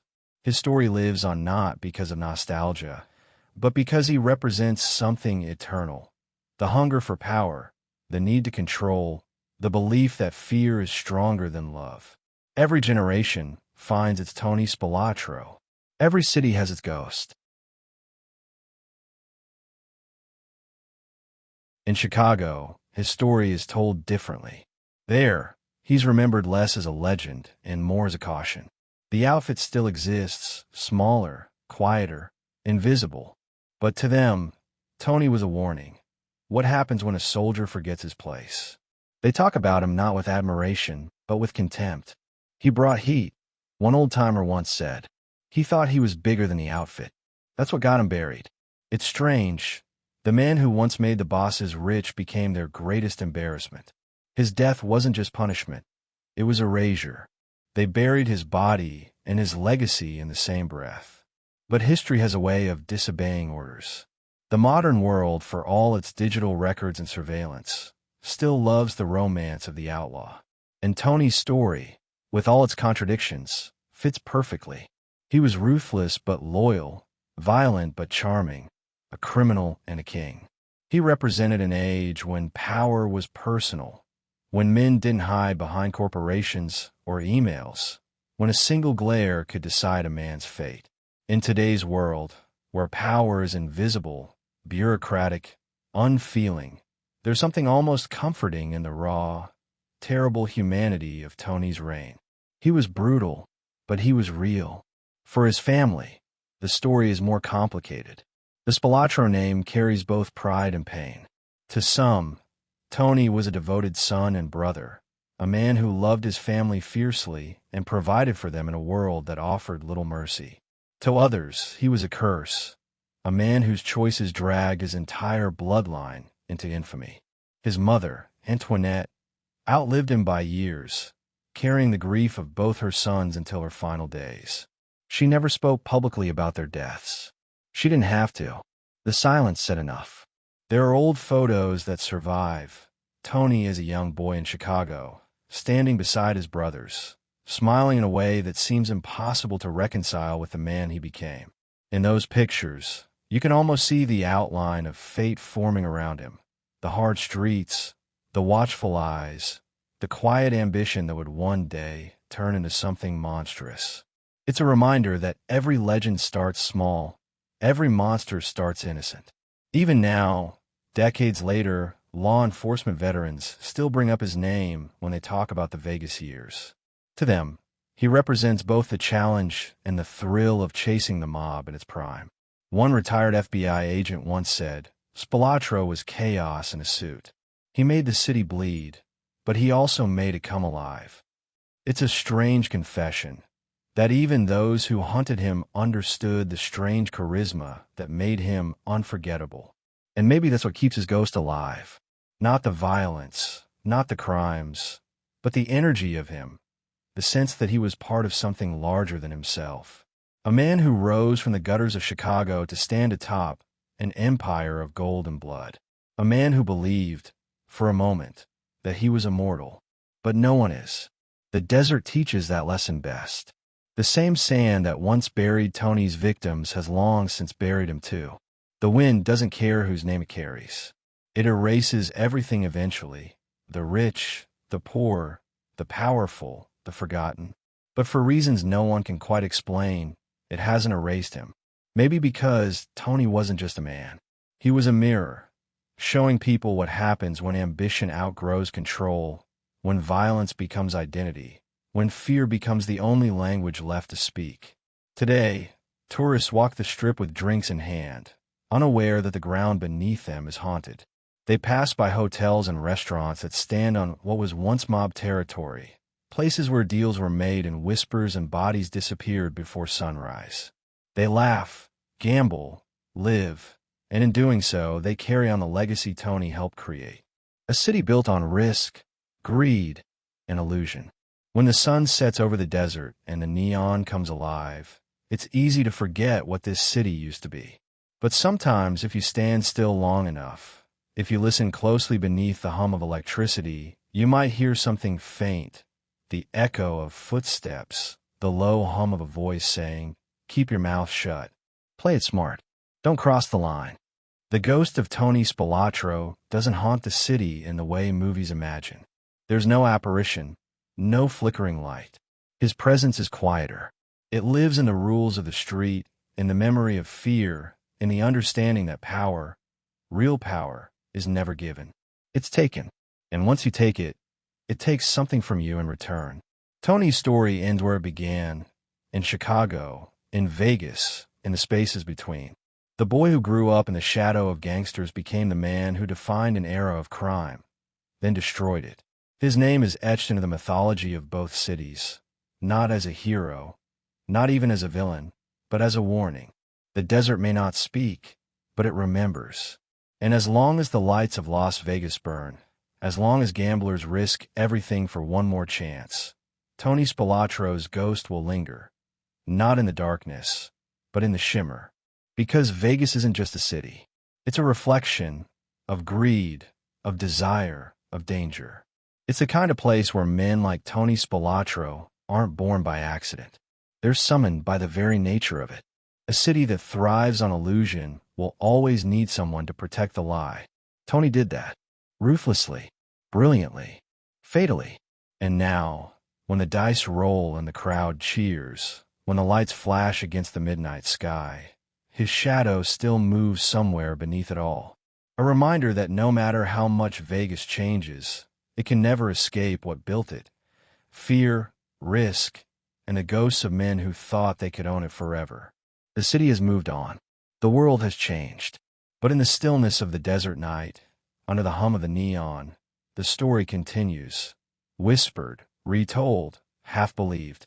The ghost of the desert never sleeps. It only watches. And somewhere, unseen, Tony Spelatro still smiles. The price of power. Power is never free. It comes dressed like a gift, but always hides the bill in fine print. For Tony Spelatro, that bill came due in blood, but the real cost went far deeper, into the lives of everyone who ever stood beside him, feared him, or tried to love him. The world remembers the headlines, the murders, the rise and fall of the Chicago Outfit's enforcer. But behind the myth, behind the movie character and the newspaper clippings, was the quiet truth that every act of power leaves someone else in ruins. And when the smoke finally cleared over the deserts of Nevada and the streets of Chicago, what was left wasn't an empire, it was wreckage. After Tony's death, the Outfit's empire began to dissolve, not with explosions, not with gunfire, but with silence. It was the sound of men getting old, of doors closing on backroom deals, of money drying up and loyalty turning into liability. The power Tony had once fought for, killed for, and bled for, was no longer worth dying over. The law had learned the mob's language, and the mob had forgotten how to speak it. The bosses who ordered Tony's death thought they were saving the organization, pruning a diseased branch to preserve the tree. But they were only buying time. Because the disease wasn't Tony. It was pride, greed, and the illusion that fear could last forever. The Chicago Outfit that survived into the 90s and 2000s was a shadow of itself. Smaller, cautious, fractured.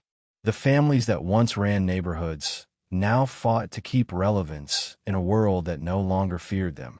Casinos became corporations. The cash skim turned into tax revenue. And the new gangsters wore suits and owned real estate instead of guns. But none of them could escape the echo of the men who came before. Men like Tony, the ones who made power look invincible. Every mobster that rose after him carried his ghost like a warning. Don't get greedy. Don't get loud. Don't become him. Yet, in a twisted way, Tony's legacy also seduced them, because the legend that killed him also made him immortal. Every young thug, every wannabe enforcer who read about his story or watched Casino saw not the failure, but the fantasy. The man who walked into rooms full of killers and commanded respect with a glance. The man who ruled Las Vegas. The man who defied the bosses and lived like a king. They forgot how it ended. The fists, the betrayal, the grave in Indiana. They only saw the power, not the price. And that's how legends survive, as selective memories of glory, stripped of the consequences that made them human. But power, real power, isn't built on fear alone. It's built on control. And control is the one thing Tony never truly had. He mistook chaos for dominance, violence for stability.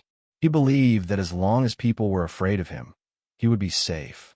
But fear is like gasoline. It burns bright and fast, and when it runs out, everything it touched turns to ash. When the fear faded, what was left of Tony's empire was just that, ash. The friends who betrayed him didn't do it because they hated him. They did it because they feared what he had become. Even the bosses in Chicago, the ones who signed his death warrant, didn't celebrate when he was gone. They just exhaled, like men who'd survived a storm they themselves had unleashed. The price of power isn't just paid by the powerful. It ripples outward, into families, into cities, into generations.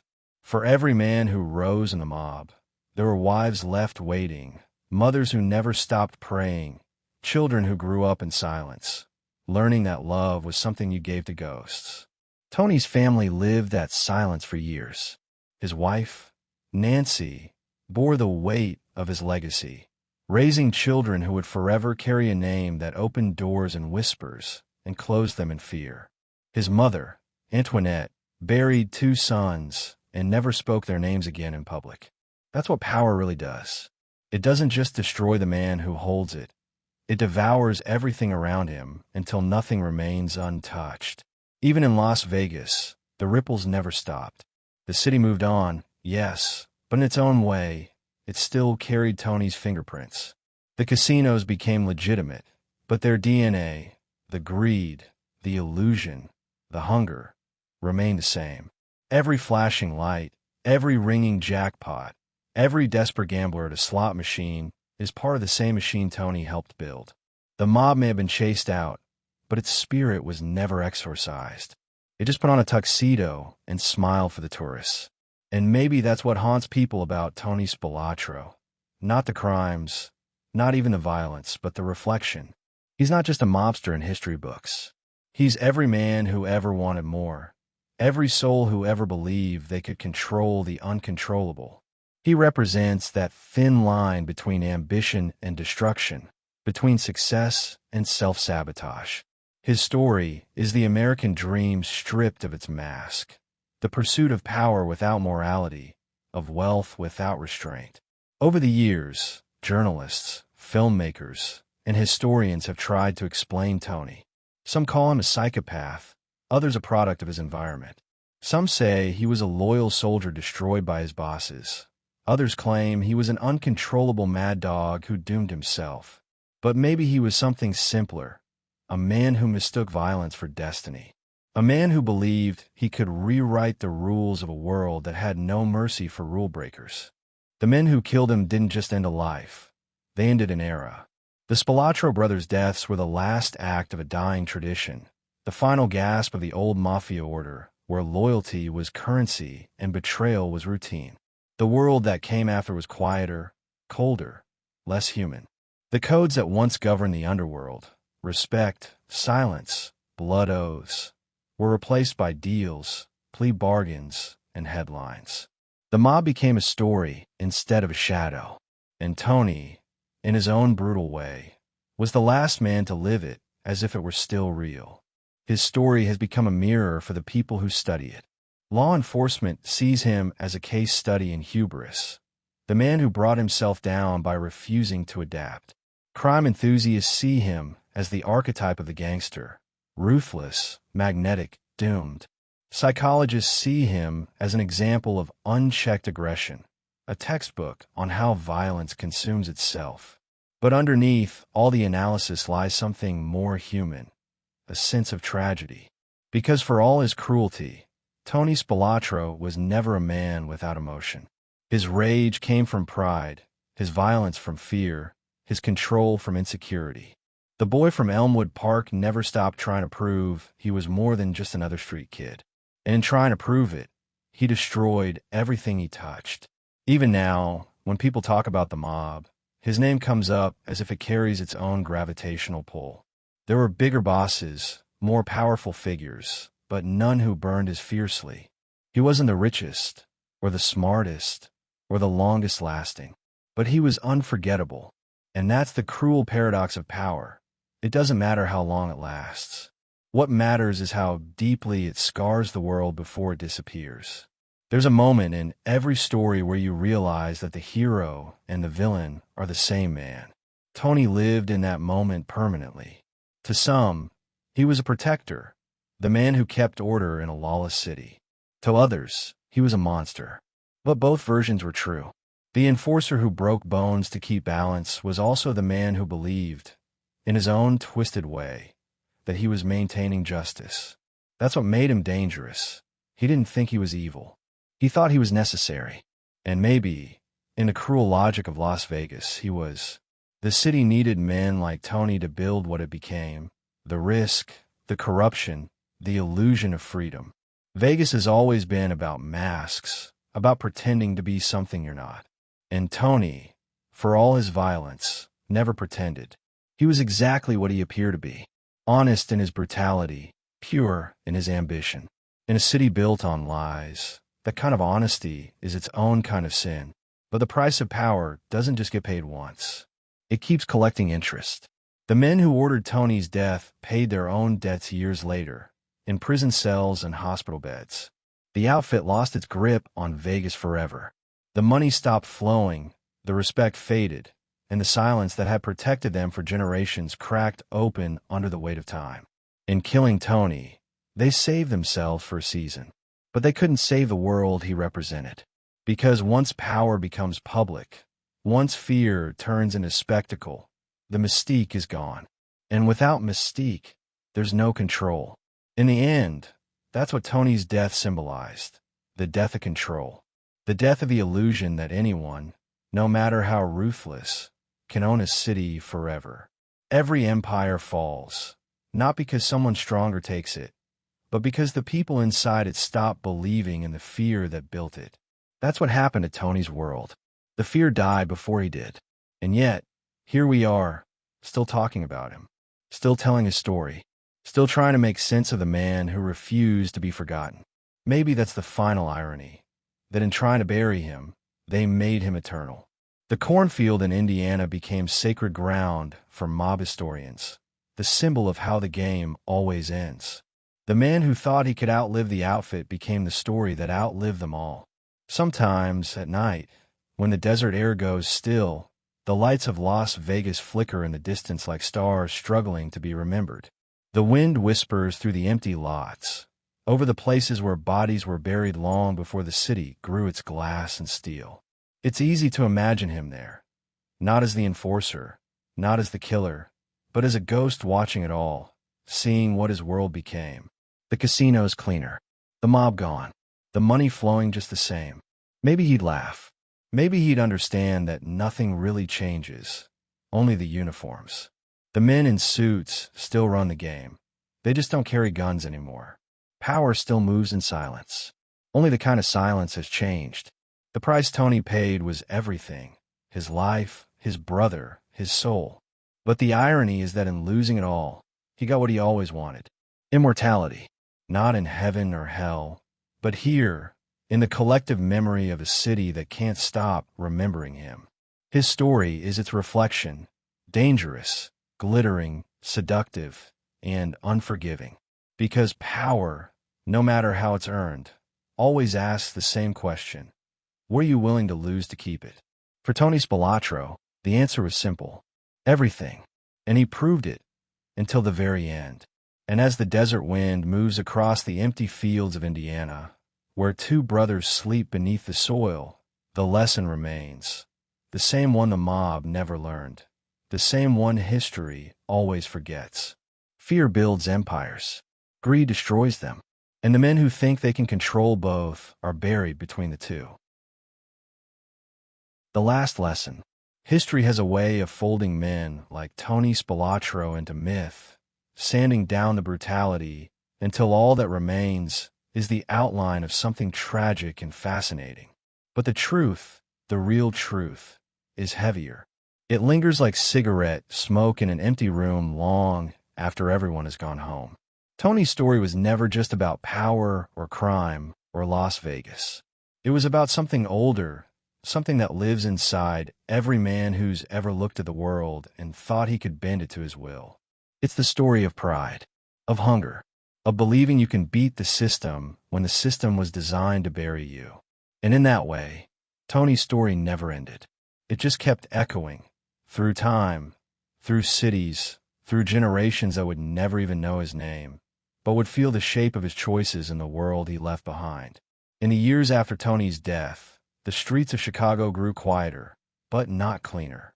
The outfit didn't die with him. It adapted. Like a snake shedding its skin, it learned how to survive in the new world. No more bodies in cornfields. No more newspaper headlines. No more fear parading down the strip. Power became invisible again, slipping back into the shadows where it had always belonged. The new generation of bosses didn't wear flashy suits or drive Cadillacs. They wore silence. They moved money through legitimate businesses, cleaned it through construction projects, hid it behind smiling faces in public offices.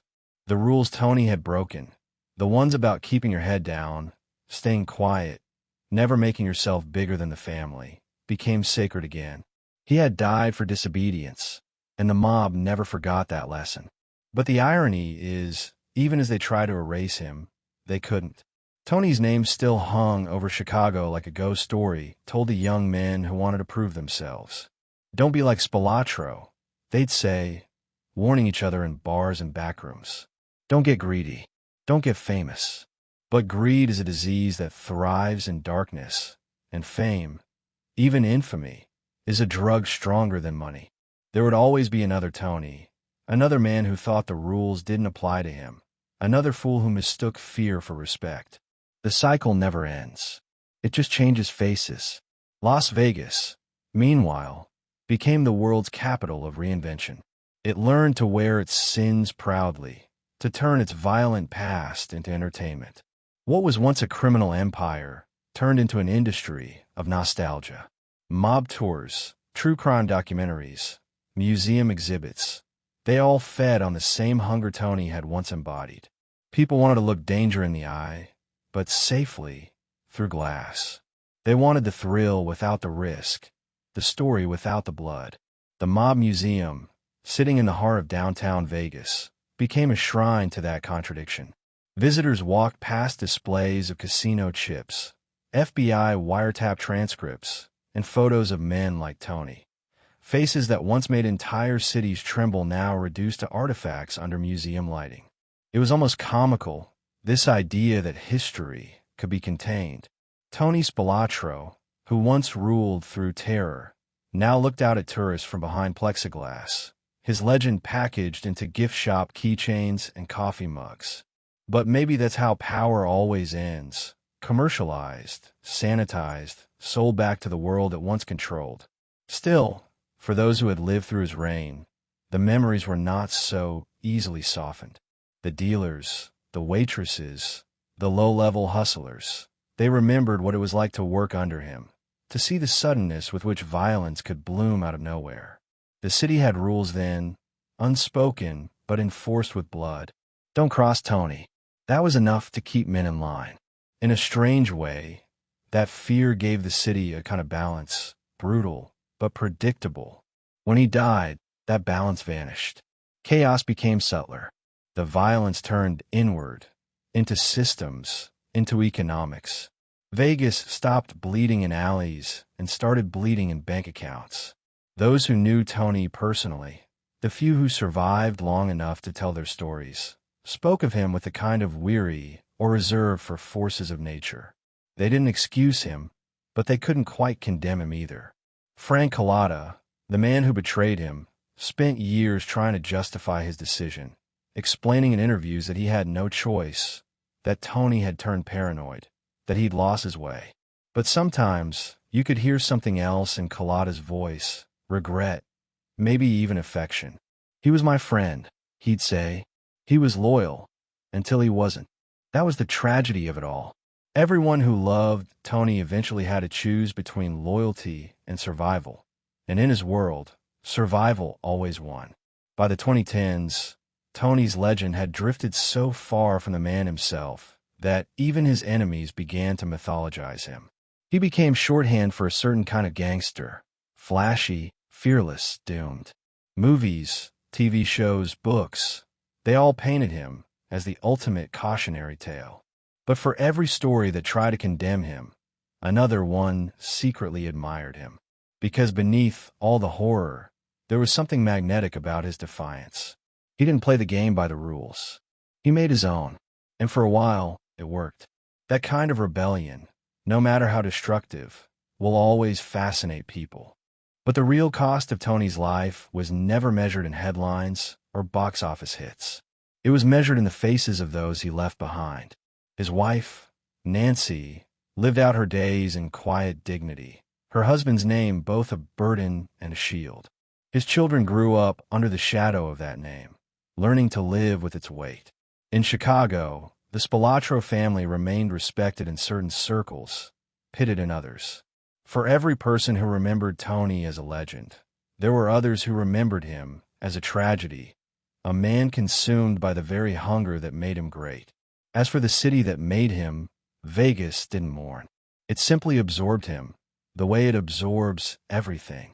The mob had once built the Strip with blood money, and now corporations built it with profits from tourists who wanted to play at danger. But behind the glass and lights, the city never stopped whispering the same lesson. Power doesn't disappear, it just changes form. The faces change, the methods evolve, but the hunger stays. Every gambler who walks into a casino believing they can beat the odds carries a piece of Tony's ghost with them. That same delusion that you can cheat the system, that you can take what you want and walk away untouched. But the house always wins. It's not just a saying. It's the law of the desert. In his own way, Tony had been the house once. For a decade, he controlled everything in Vegas that mattered. The money, the fear, the silence. But no one can be the house forever. Eventually, the odds turn. The pit bosses of the Underworld, the men in Chicago, the ones who watched him from afar, knew that better than anyone. When they saw the heat rising, when they saw the FBI closing in, when they saw Tony's temper spiraling out of control, they knew it was time to cash him out. And they did, in the only way their world allowed. But the funny thing about the mob is that even its endings are circular. Tony's death didn't stop the greed, the violence, the ambition. It just changed the scenery. The next generation of criminals learned from his mistakes. They learned to hide behind technology, to let others get their hands dirty, to move their money through wires instead of suitcases. They learned subtlety, something Tony never had patience for. But in learning it, they lost something else, the raw humanity that had defined his era. For all his brutality, Tony was a man of flesh and impulse. The men who replaced him were ghosts before they even died. In the end, maybe that's why people still talk about him. Because Tony Spelatro wasn't just part of the mob's history. He was its last beating heart before the machine took over. He represented the end of an age when power was personal, when deals were made with a handshake and sealed with a gunshot. The mob that came after him was efficient, but it wasn't alive. It didn't have men like him, men who believed, however foolishly, that they were part of something eternal. And maybe, in a way, he was right, because his story is eternal. It keeps being told, reimagined, dissected. The man himself is gone, but his myth has become immortal. It's written into the identity of two cities, Chicago and Las Vegas, both born from ambition, both defined by excess, both haunted by the ghosts of the men who thought they could own them. When people visit the cornfield in Indiana now, they don't see the blood. They see history. The wind moves through the tall grass, bending it softly like waves, and the silence feels almost sacred. Two brothers buried there, side by side, the last casualties of a war they could never win. The locals rarely talk about it, but every so often, someone leaves flowers by the field. Maybe it's family. Maybe it's someone who never met them, but still feels the weight of their story. Because that's what legends do. They outgrow the men who made them. At night, when the lights of Las Vegas glow against the desert horizon, it's easy to imagine Tony somewhere out there, in the reflection of a window, in the hum of a casino floor, in the whisper of dice against green felt. Maybe he's smiling. Maybe he's still waiting for one last roll, one last chance to win it all back. But if there's one thing his story teaches, it's that the game never ends the way you think it will. The house always wins. And in the end, Tony Spelatro, the ruthless enforcer, the fearless outlaw, the man who thought he could beat death itself, learned that even he couldn't cheat that truth. Because every empire built on fear eventually meets silence. Every legend built on blood eventually meets the dust. And every man who believes he can own the world eventually finds himself owned by it. Tony's story isn't just the story of the mob. It's the story of ambition itself, the kind that builds cities and destroys men, the kind that shines bright enough to blind everyone who looks too long. He wanted to be remembered, and he was, just not the way he planned. Now, his legacy lives between two worlds, the real and the mythic.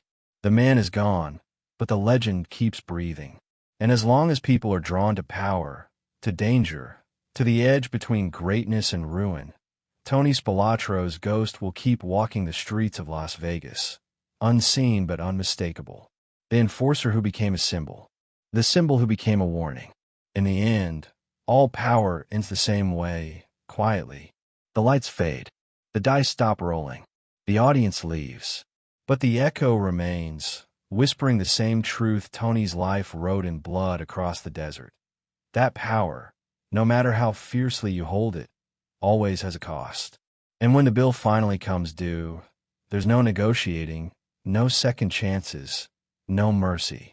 The desert keeps its secrets, The city keeps its stories, and the man who thought he could control both now lives in their silence, a permanent part of the landscape, as immortal as the lights he once ruled under. This was Tony Spelatro, the ruthless enforcer, the man who brought down the Chicago outfit, the ghost who never left the desert. And the final lesson he left behind was simple. You can rule through fear. You can rise through violence. You can even defy the men who made you. But in the end, the price of power is always the same. Everything.